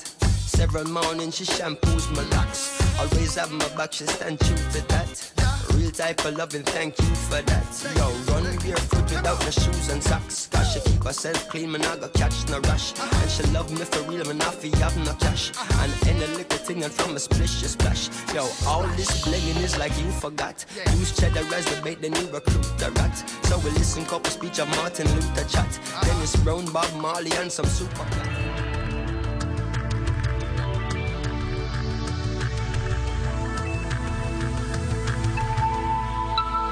This is NTV. It is 9 p.m. in Kampala on this Friday night, the 15th day of June 2012.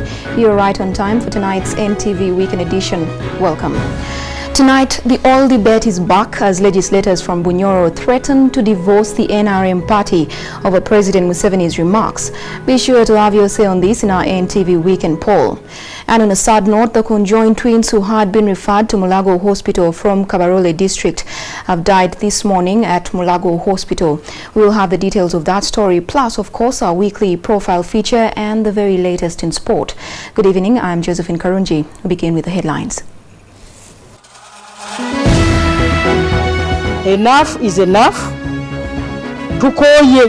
NRM legislators from Bunyoro threaten to abandon the party over oil.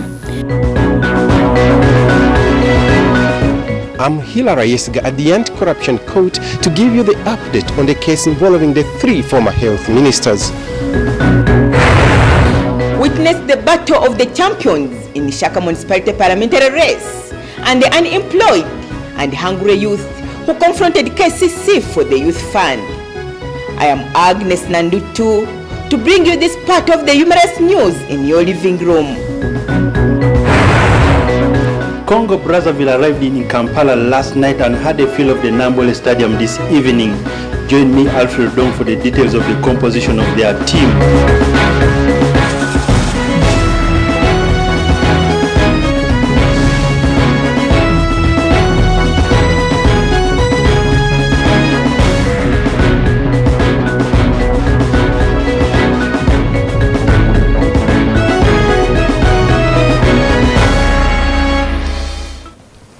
Thank you for joining us.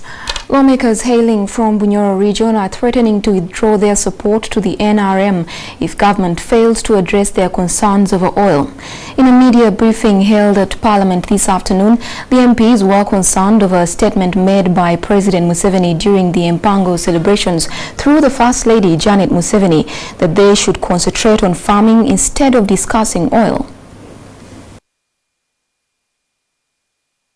After a closed-door meeting at Parliament, the Bunyoro MPs unleashed the anger of what they call an attempt by President Yoweri Museveni to gag them over oil. President Museveni recently told the Bunyoro during the Mpango celebration to cease discussions on oil and instead urged them to concentrate on farming. Enough is enough.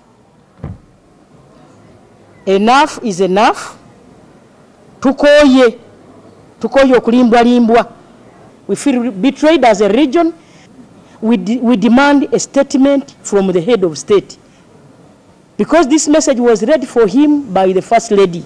We shall continue talking about oil until when Bunyoro is given its share. It's as if they have switched us on. We are going to talk. And we shall always mobilize our people to stand and bring our voices together as Bunyoro. We need something. We need a percent on the oil. And you can see we have started even losing in areas where we are not supposed to lose elections. You wait what is going to happen in Masaka, in Bokoto. They will give us blood and nose in those places. To us, if the oil is to be very beneficial to us, if they got the money from oil and did all our roads, we can look for how we can dig, as we were told. We can go back and dig. What the president meant was that getting to the oil physically is a process. It is not an event. It's not something that will be arrived at tomorrow. Therefore, he was only advising that as we go through the process of getting the oil, people should concentrate on activities like agriculture for their livelihood. That was the import of his message. Government had created a position of Bunyoro minister, but ever since the Chibuko MP Sale Kamba failed the test by the Appointments Committee of Parliament, the position has remained vacant. We don't see it. We don't see it. Where is it? Is there a desk in any of these ministries where there is a commissioner for Bunyoro or someone heading a department that is responsible for affairs of Bunyoro? We also need other services like water. If we had a minister for Bunyoro, he would be concerned. Things. My colleagues have talked about the districts, and I am also adding my voice that our people in Kibale should stay calm. When the government changes and does not live up to its promise, now I'm talking about the president who promised us in Rwakitura, then we shall see. And should there be a change of mind on the side of government, this time around, we will not take it raw. That is his prerogative. You know, we cannot tell the president that please appoint this minister today. He is the one who knows when he is going to appoint the minister, but they should not worry. Definitely the minister will be appointed. Recently, Karamoja MPs also threatened to divorce the NRM over roads, which government has failed to tarmac year in, year out. During the Thursday's 2012-2013 national budget speech, government allocated significant amounts of money to upgrade Karamoja roads. Jingo Francis, NTV, Parliament. Thank you, Jingo. And that story on oil is our point of interaction with you, our viewers, tonight. And we ask, do you agree with the President's remarks that Bunyoro leaders should cease discussions centered on oil? I repeat, do you agree with the President's remarks that Bunyoro leaders should cease discussions centered on oil? SMS your thoughts by typing NTV poll, leave a space followed by a brief comment to 8778. And stay tuned, we shall sample some of your views during the newscast and some more towards the end of it. The court has set the 31st of July to rule on whether the three former health ministers have a case to answer or not. The two sides have today made their final submissions on whether the ministers should be put on defense. The three former ministers are being prosecuted on charges of mismanagement of Gavi funds, abuse of office and causing financial loss. While the defense team capitalized on the weaknesses of the witnesses, the prosecutor insisted he has made a prima facie case to put the three former health ministers on trial. The defense team then advanced the argument that the charge sheet was faulty because the money indicated does not add up. They also argued that there was no financial loss, as testified by former Permanent Secretary Muhammad Kezala, who took personal responsibility. However, the prosecutor insisted that the ministers usurped the powers of the accounting officer by instructing him to effect payment. These and many other counter-arguments will be the basis on which the magistrate will make his ruling on whether the former ministers have a case to answer or not on 31st July 2012. Hilary Yesiga, NTV. Eliminating the incidence of unspent billions of money allocated towards various national development programs owing to a wide spectrum of internal challenges among ministries and entities remains the major challenge that the Ministry of Finance, Planning and Economic Development will face going on forward. Minister Maria Chiwanuka has told the private sector here in Kampala at a post-budget breakfast meeting that the 25% contribution anticipated from development partners may not cause a major difference unless fast-tracking of use within entities is enforced. A day after unveiling budget estimates worth 11 trillion shillings to support planned government expenditure for the financial year 2012-2013, the Minister of Finance and Economic Planning tells the private sector that fast-tracking expenditure remains a challenge. We're also committed, as I mentioned earlier, to jump-starting or really starting those projects that have been stuck for one reason or another. We commit to ensure they get either the counterpart financing, the technical assistance, or the regulatory reform that is needed to set this money working for the country. Reactions from the public, among others, since the budget was read yesterday, is that introducing new tax measures on water and earnings of people would discourage improvement in people's standards of living, among others. Now, when it comes to taxation and funding government, at times you look at a measure. What is the benefit of that measure to the household and wananchi, and what benefit are they getting vis-a-vis the cost of the tax revenue foregone? These top ministry officials were responding to numerous queries raised at a post-budget breakfast meeting arranged by the Institute of Certified Public Accountants here in Kampala this morning. And also to bring the number of people who should be in the VAT bracket, because the minister sometimes she gets a challenge or he gets a challenge by the minister. People say don't tax this person, don't tax that man, but tax the man behind the tree. So by the time we reach the man behind the tree, there is no tax to apply. Insurers, on the other hand, say the tax regimes on service sectors needed to be more moderate in order to attract more business in the industry that last year raised 300 billion shillings. This is an area we have always talked to the government about, and we've achieved very little, particularly here in Uganda, because look at life insurance. We need tax relief for those people who buy life insurance. It's a very, very important area which assists people, particularly in old age. Raina Ojin, NTV Weekend Edition. Civil society organizations have asked government to stop abusing public funds through supplementary budgets. The activists who are reacting to the 2012-2013 budget say the escalating trend of supplementary budgets on unproductive sectors is impacting negatively on the welfare of the people. The activists gave an example of the recent State House request to Parliament to approve the 92 billion supplementary budget for the presidency to be spent on special meals, drinks, welfare, entertainment, donations and the president's inland travel, and yet Ministry of Health was struggling to find 7 billion to help nodding disease victims. You find that certain budgets are, supplementary budgets, are supposed to cater for entertainment, recreation and entertainment. I mean, this definitely is in contradiction to the people who are nodding disease and all that stuff. Then you also look at a particular supplementary budget that has 7 billion put aside for health expenses. It's very ironical because you already have a ministry of health. They are now urging the government to limit supplementary budgets to real emergencies of humanitarian nature and also exercise budget discipline. When supplementary budgets are put in, there are two issues. Either monies are going to be cut from another sector or monies are going to be borrowed. So that indirectly also increases the debt burden of the country. That is why you find that particular items consistently appear in certain budgets. They are calling the issue of borrowing from the NSSF not wise because the fund has been mismanaged before and the money would rather go to building roads. And yet we see there is lavish expenditure and people are extorting money.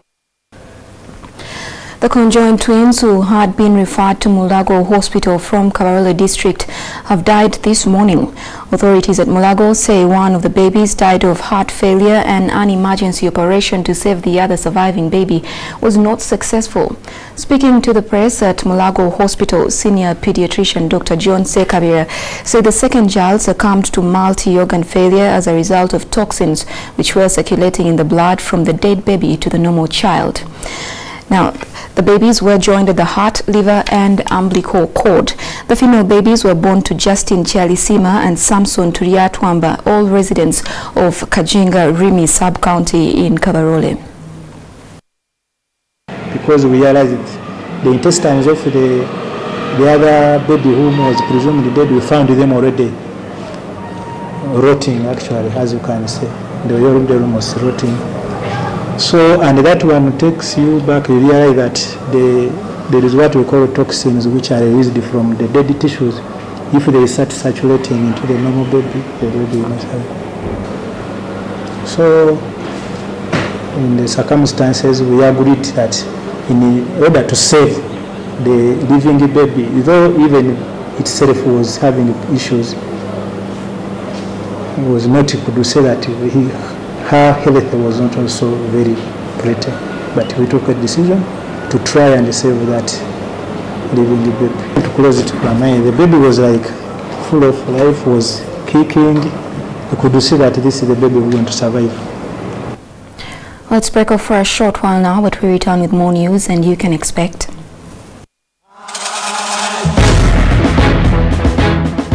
Lessons from the Shaka parliamentary elections and searching for the youth fund in Point Blank tonight.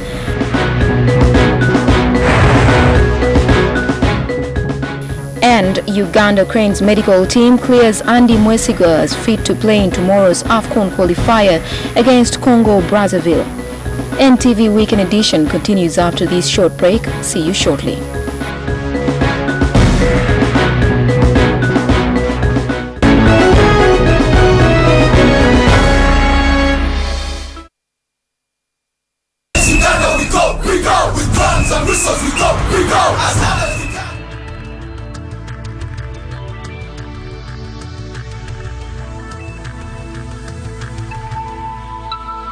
This is NTV.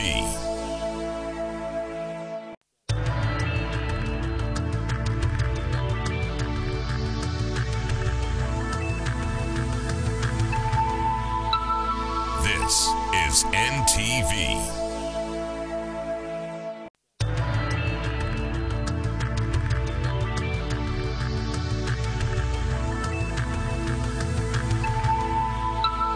This is NTV.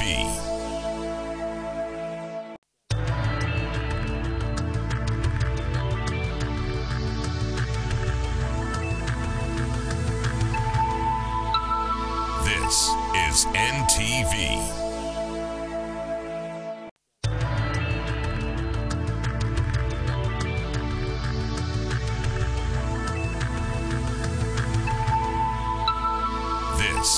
is NTV.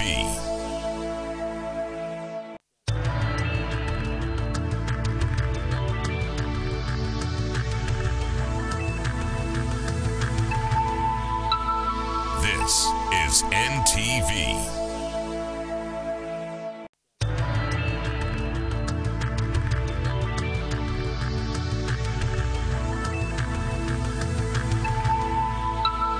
This is NTV.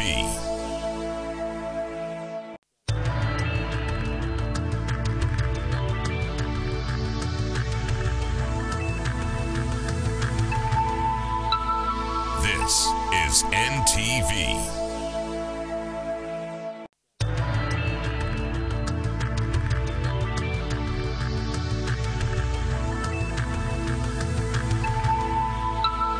This is NTV.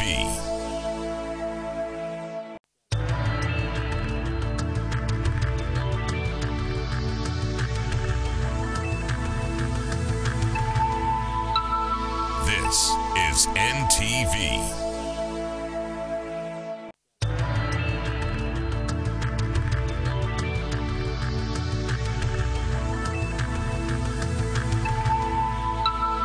This is NTV.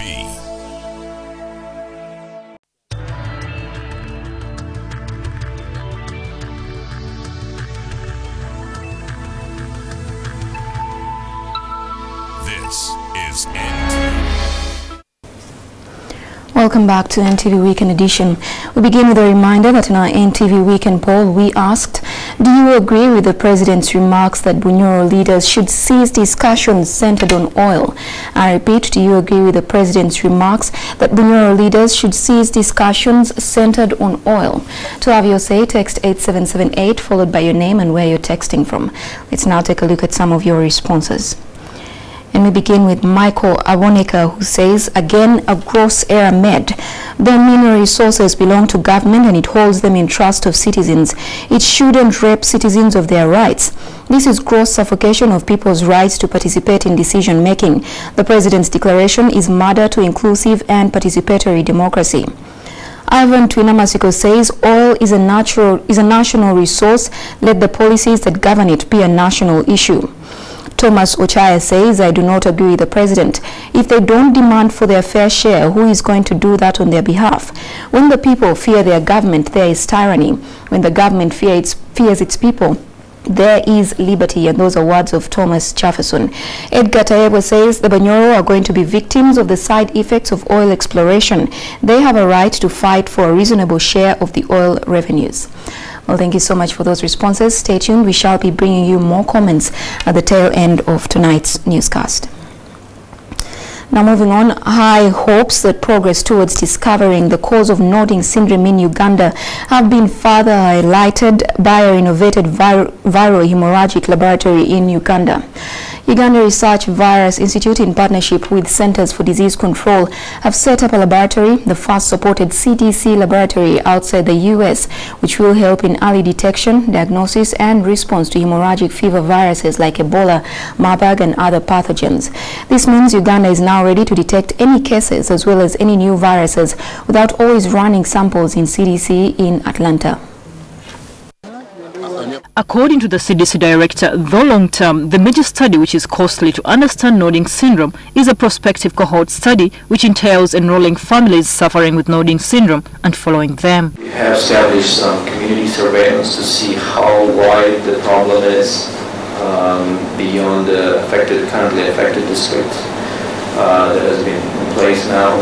We also are doing some mortality surveillance. That was one of the problems is we also have not been able to get any good specimens.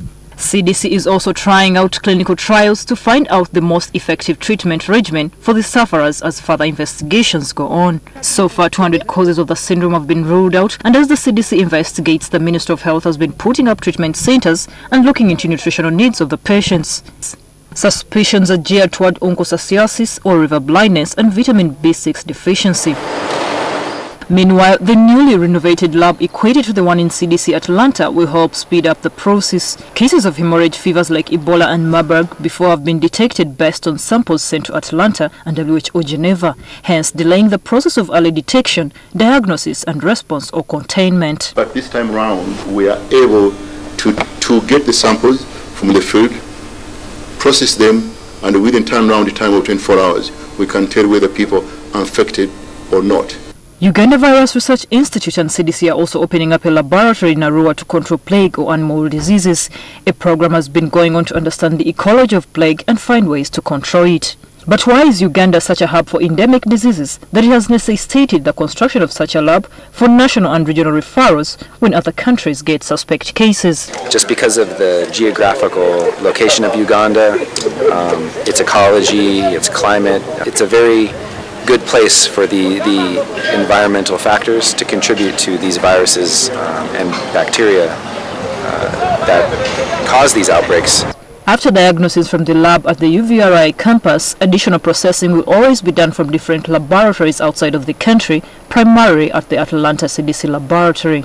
Florence Nalimba, NTV. He ruled this country as presidential commissioner with 3 others for 8 months between 22nd May 1980 and 15th December 1980. Mzee Joel Hunter, War Watcher, was also among the people that were selected to formulate and draft the Constitution of Uganda in London before the country's independence.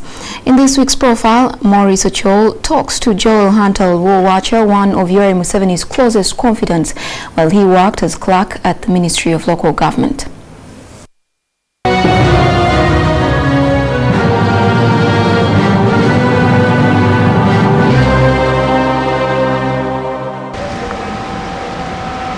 It's here in his home on Naguru Hill where I caught up with Joel Oluwacha, one of Uganda's presidents who ruled this country, though for a short period of time from May 1980 to December 1980. Born in 1923 in Lira district, Oluwacha attended King's College Buddo with one of Uganda's first presidents, Edward Mutesa. Well, Mutesa was was the Kabaka of Buganda, and he was staying with the headmaster. But me, I was staying with our fellow students. Yeah, but we used to meet at the classes with Mutesa. Mzee Wache is a trained teacher who loved teaching. The most important thing is, if you want to become a teacher, you have got to take interest in your people. The 89-year-old father of 12 later retired from teaching, becoming county chief in 1952. By then, his father was a local government official, and it's here where he rose up the ranks to become a commissioner in the same ministry. So I had to work for them as their secretary. In 1960, Oluo was among the few people chosen to represent Uganda in Britain as the constitution was being formulated. We were still under the British rule. So we had to go to London to discuss the constitution, how Uganda should be ruled. Yeah, I went to London as a member of the Constitutional Committee for Uganda. To Mzee Wacha, independence was the best thing that ever happened to Uganda. Mzee Wacha, though, did not live to see the joys of Uganda's independence and was forced to flee the country after former President Idi Amin overthrew the country. So he didn't like people from Lango. So I became one of the enemies to him. That's why I had to go into exile. Yeah. He was not interested in Langi because the water was a Lango. It's at this point when he tells me how he was close and nurtured President Yoweri Museveni. And Museveni was very cooperative. Instead of the hatred which Amin hated Langi, he also began to love Uganda as a whole.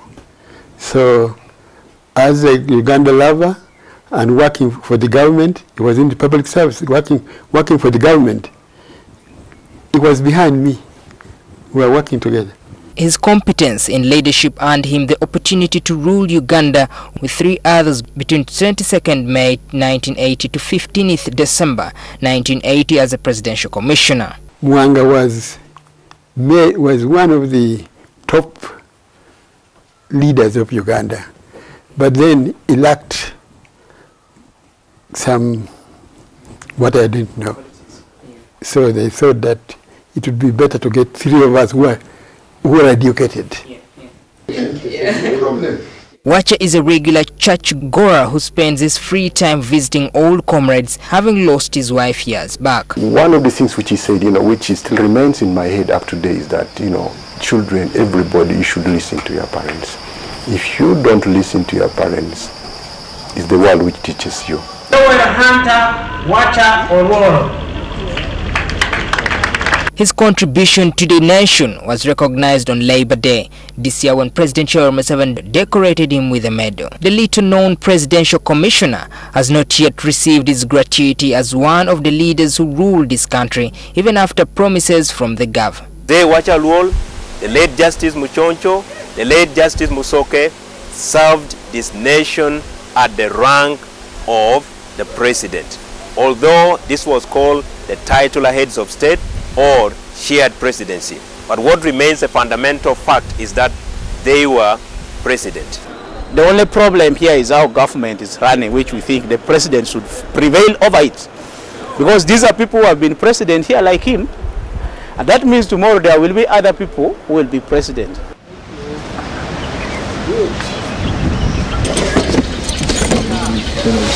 Good. Wacha still treasures his first car, a Nissan Laurel that he bought in 1986. Maurice Ochol, NTV.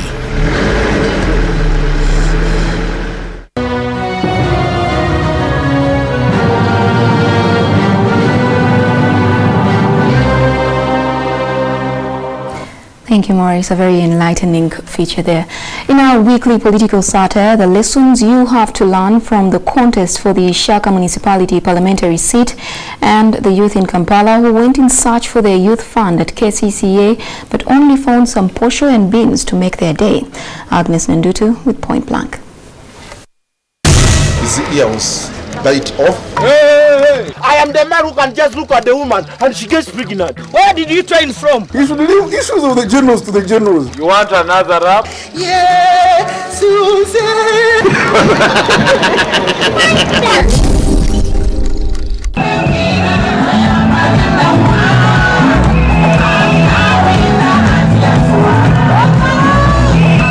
The Ishaka Municipality parliamentary race that was.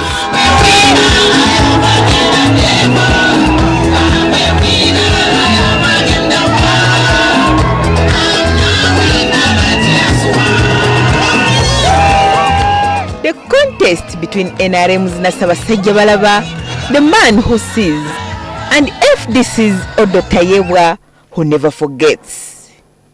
With all the finances around the NRM party, why not? Tayebwa's camp. You can only afford 3 branches. But take heart. Let's watch and wait for the end results.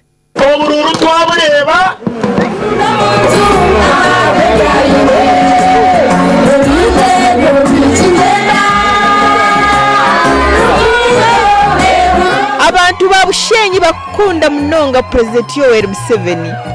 Just wave to them. Wave. Wave to them, Papa.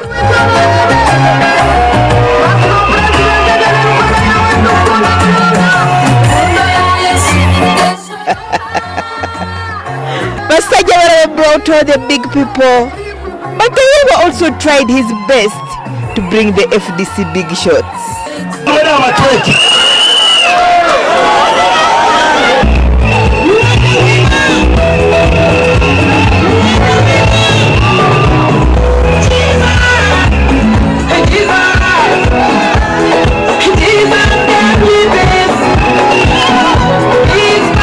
Yes, Basajja Baraba.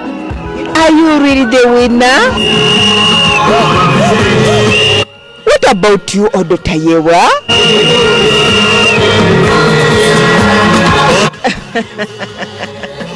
The battle of Ishaka champions. Or should I call them buffaloes?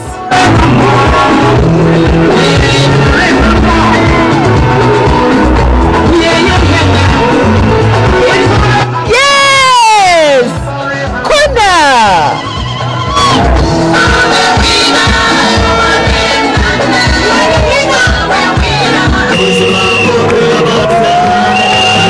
bwatandibwa ntayewa paka chini. Wonderful job. Basajja balaba and your NRM people with this kind of dance from FDC. You really need to pray hard.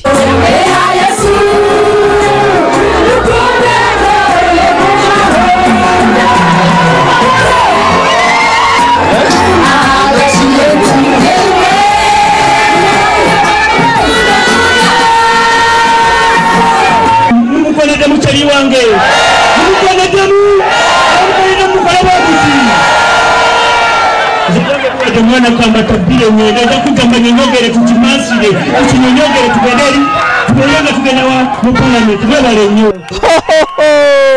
Mheshimiwa Katoto, with this kind of deployment bwana, the Kanyamas guarded their vote and you could not win.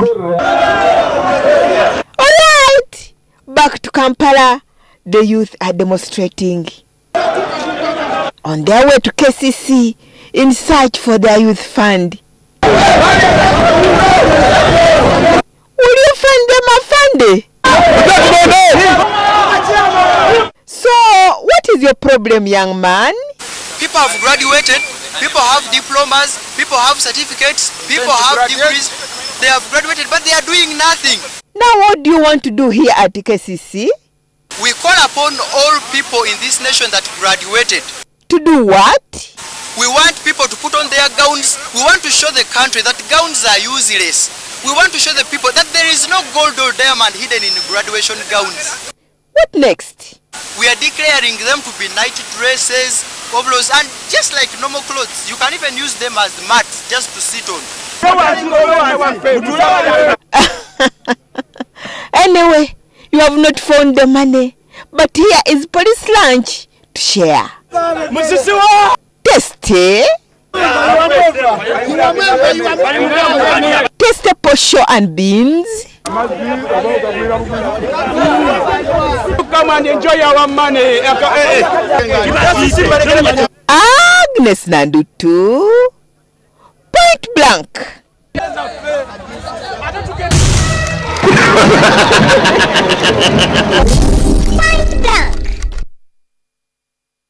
It's time now for another short break, but up next is NTV Sport. Don't go away.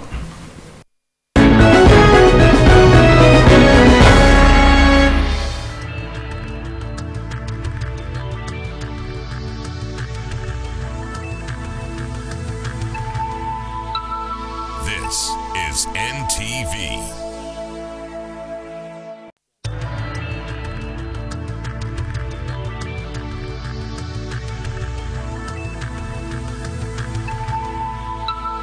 This is NTV.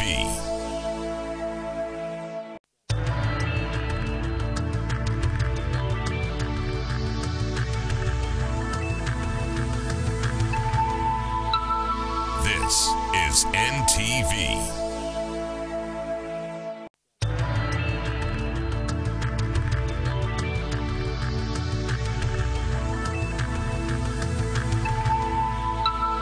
This is NTV.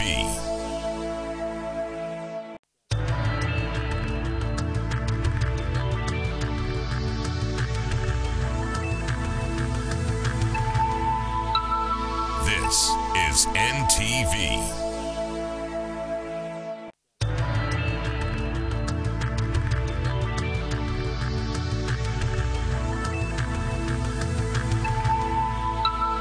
This is NTV.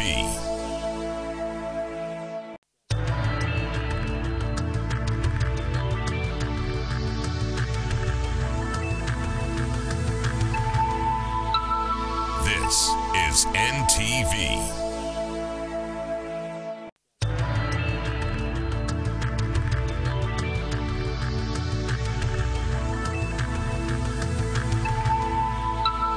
This is NTV.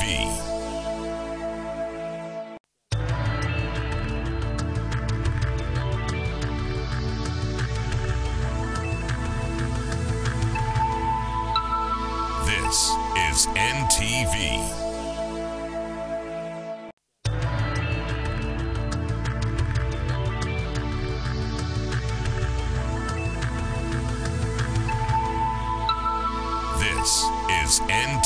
This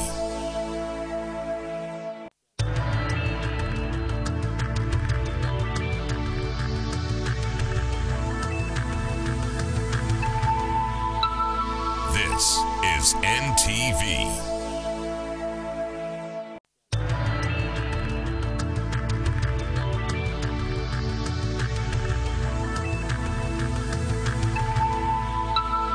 This is NTV.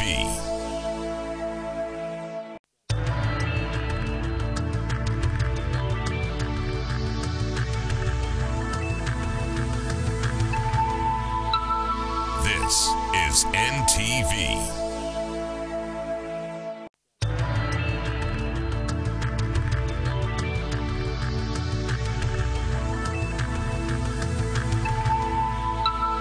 This is NTV.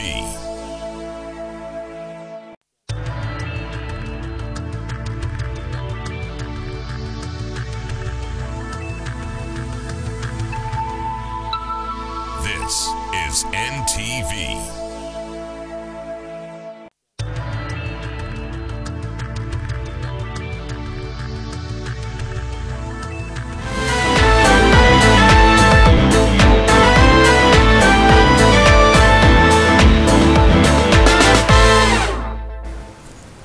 Welcome to NTV Weekend Sport. Uganda Cranes received yet another boost and inspiration ahead of their 2013 Africa Cup of Nations must-win fixture against Congo-Brazzaville in Kampala tomorrow. The Cranes, hit by captain Andy Mwesiga's injury last weekend, have, in addition to the full-back's return to training last evening, been given assurances of the players' fitness by the medical team. Uganda Cranes go to tomorrow's game trailing Congo-Brazzaville by 3-1 and need to at least win by 2 goals without conceding to advance to the next stage of the competition.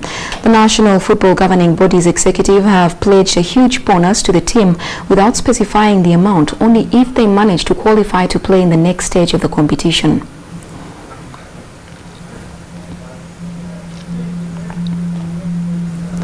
The Congo-Brazzaville's national football team had a feel of the Nambole playing surface ahead of their second leg of the 2013 Africa Cup of Nations qualifiers against Uganda Cranes tomorrow. Officials, however, attempted to block NTV's crew from capturing the Congolese training, as Alfredo Dong reports. A delegation from Congo-Brazzaville arrived last night and trained at Nambole as required by the FIFA rules for a visiting team to train on the playing surface 24 hours to the game. This team, comprising of players from the French giants Auxerre and Lille, beat Uganda by 3-1 in the first leg of the 2013 Nations Cup qualifier. They, however, have strict restrictions on the media not to capture their training and made attempts to stop NTV's crew at Nambole. Only 10 minutes. After 10 minutes, you close your camera, okay? They need a draw or a loss of not more than 1 goal to advance. Uganda Cranes don't need to win by 2-0 to make their hopes of returning to continental competition alive. Alfred Odong, NTV Sport. Training? But don't waste your 10 minutes. You just it depends on the club. The club can let you take. Yes. The club can refuse. Now, to throw more light on tomorrow's Nambole match, we are joined by Livingstone Chambade, the FUFA Vice President Technical. You are welcome to NTV Weekend Sport. Thanks. To start us off, the Uganda Cranes seem to have a huge task ahead for tomorrow. We have to beat the Congo-Brazzaville with the 3-1 that we already have. How do we do that? Well, the team is confident, and it was a huge task when we were away. Now that we are home, we're going to be at home and we're going to do our best. The team is prepared and very confident because we have corrected our mistakes and we are facing the game with the right attitude. One of the players, Martin Mutumba, returned to Sweden with an injury. How much of a loss is this to the Cranes? Well, the team, as I told you the other time, we had a pool of players whom we trust. Every player on the team is as good as everybody. So when Mutumba got injury, we have a substitute for that, and we really thank him for what he did, but we have the people to take up his position. The Federation put up a prize. What kind of prize is this for the Cranes? Well, if they advance? It will be disclosed after the match. We can't say anything much right Should now. we say it is monetary or is it something else? Well, it's monetary, but we can't tell how much until the match is over, because it may overwhelm the fans. Well, we certainly hope it's a prize that can overwhelm them. Sure. Why does the Federation bring up the prizes at this later stage in the games? Why doesn't it do it right from the start? Well, satisfied needs usually don't motivate. Only we bring motivations which can boost the players at the last minute. Shouldn't the boosting be right from the start, not just when... Well, we've been doing that all along, though we didn't come to the press. We've been motivating them all along. Now, this is the last motivation we have to make at this time. What happens for the Uganda Cranes after this match, tomorrow's match? Well, we qualify to go and play the last stage to qualify for South Africa. Okay. What has been the Cranes undoing in most of the games, both the national and the World Cup qualifiers in the previous times? Well, there has been nothing undoing. It was just a matter of that our players needed the experience they really have right now, and the attitude wasn't as right as it is now. We hope now we have the best team with the best attitude and well prepared. And our chances for tomorrow? 100%. Your score prediction? I don't want to predict on that, but we are winning because all we need are goals. And I know goals are going to come because the team we have is capable. Well, thank you so much for coming to NTV Weekend Sport. You're welcome. We were speaking to Livingstone Chambade, the FUFA Vice President Technical. Moving on, in boxing, Mude Ntambi and Robert Semboze will tomorrow fight in the featherweight heat professional category non-title contest, both gauging themselves for international engagements later this year. Mude is to defend the world championship as Semboze seeks to expose himself to foreign fighters. Mude Ntambi will go for tomorrow's fight at Game City with a more superior profile, having fought 25 times in the paid ranks. With a record 17 knockouts to his name despite drawing 6 and losing 2, Ntambi rates a favorite and deserving to fight at the international level. Robert Semboze, though, wants to make inroads among the elite boxers in the country and hopes to make a statement with victory in this highly anticipated bout. He has fought 15 times, recording 9 wins and lost the others. A setback to him is a motivating factor in his career. I'm looking forward to impressing my promoter such that he can get me an international fight.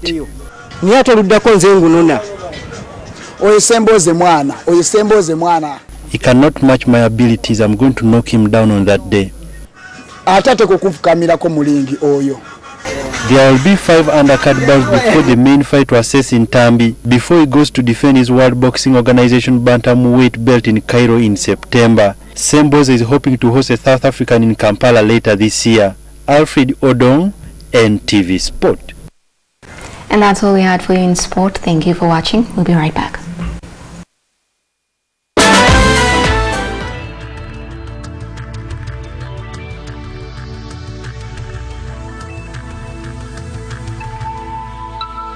This is NTV.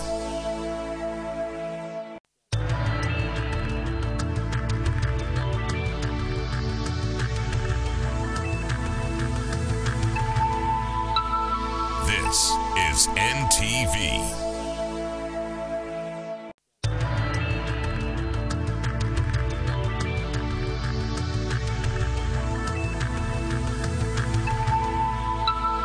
This is NTV.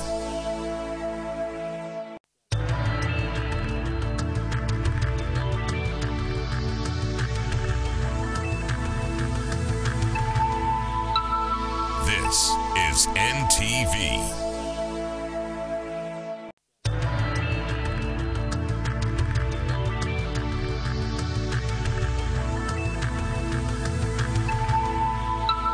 This is NTV.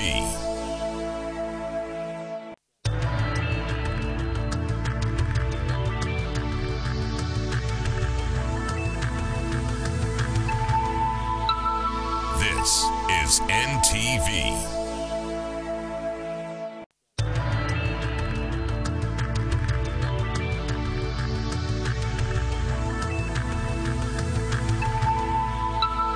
This is NTV.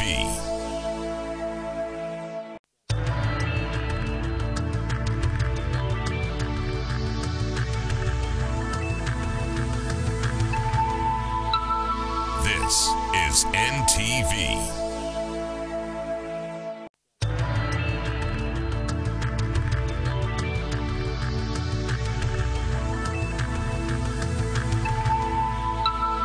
This is NTV.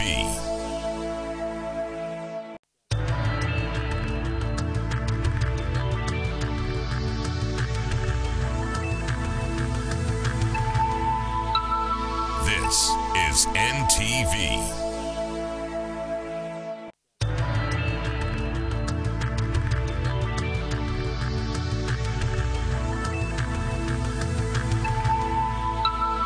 This is NTV. Welcome back to NTV Weekend Edition. A reminder that in NTV Weekend poll tonight we asked, do you agree with the President's remarks that Bunyoro leaders should cease discussions centered on oil? Let's take a look at the rest of your responses. And we start with Stefan Skomakech, who says leaders are local people's representatives. Hence, silencing them means silencing the people's voice. Then I wonder where the position of a common citizen is. Jackson Twebaze says, however much it is their land, it is also Uganda's property. Therefore, oil extracted effectively and productively in order to benefit Uganda. Siraj Baguma says, why deny those people their freedom to speak about oil? Some of them have lost their land because of this oil, and if this situation is not handled properly, rebellions will in the end be formed. And finally, Richard Kazibwe says, how can a visitor stop me from taking part of a cake baked at home? The President sounds inconsiderate on this. As a gift to the Bunyoro, I think at least let him promise them a share, be it 3%, considering the Bunyoro is better than a shut-up ultimatum. Thank you all so much for all of those responses, and your responses bring us to the end of this bulletin. Thank you for your company. From myself and the team behind the scenes, it's good night. Join us again, same time, same place tomorrow night.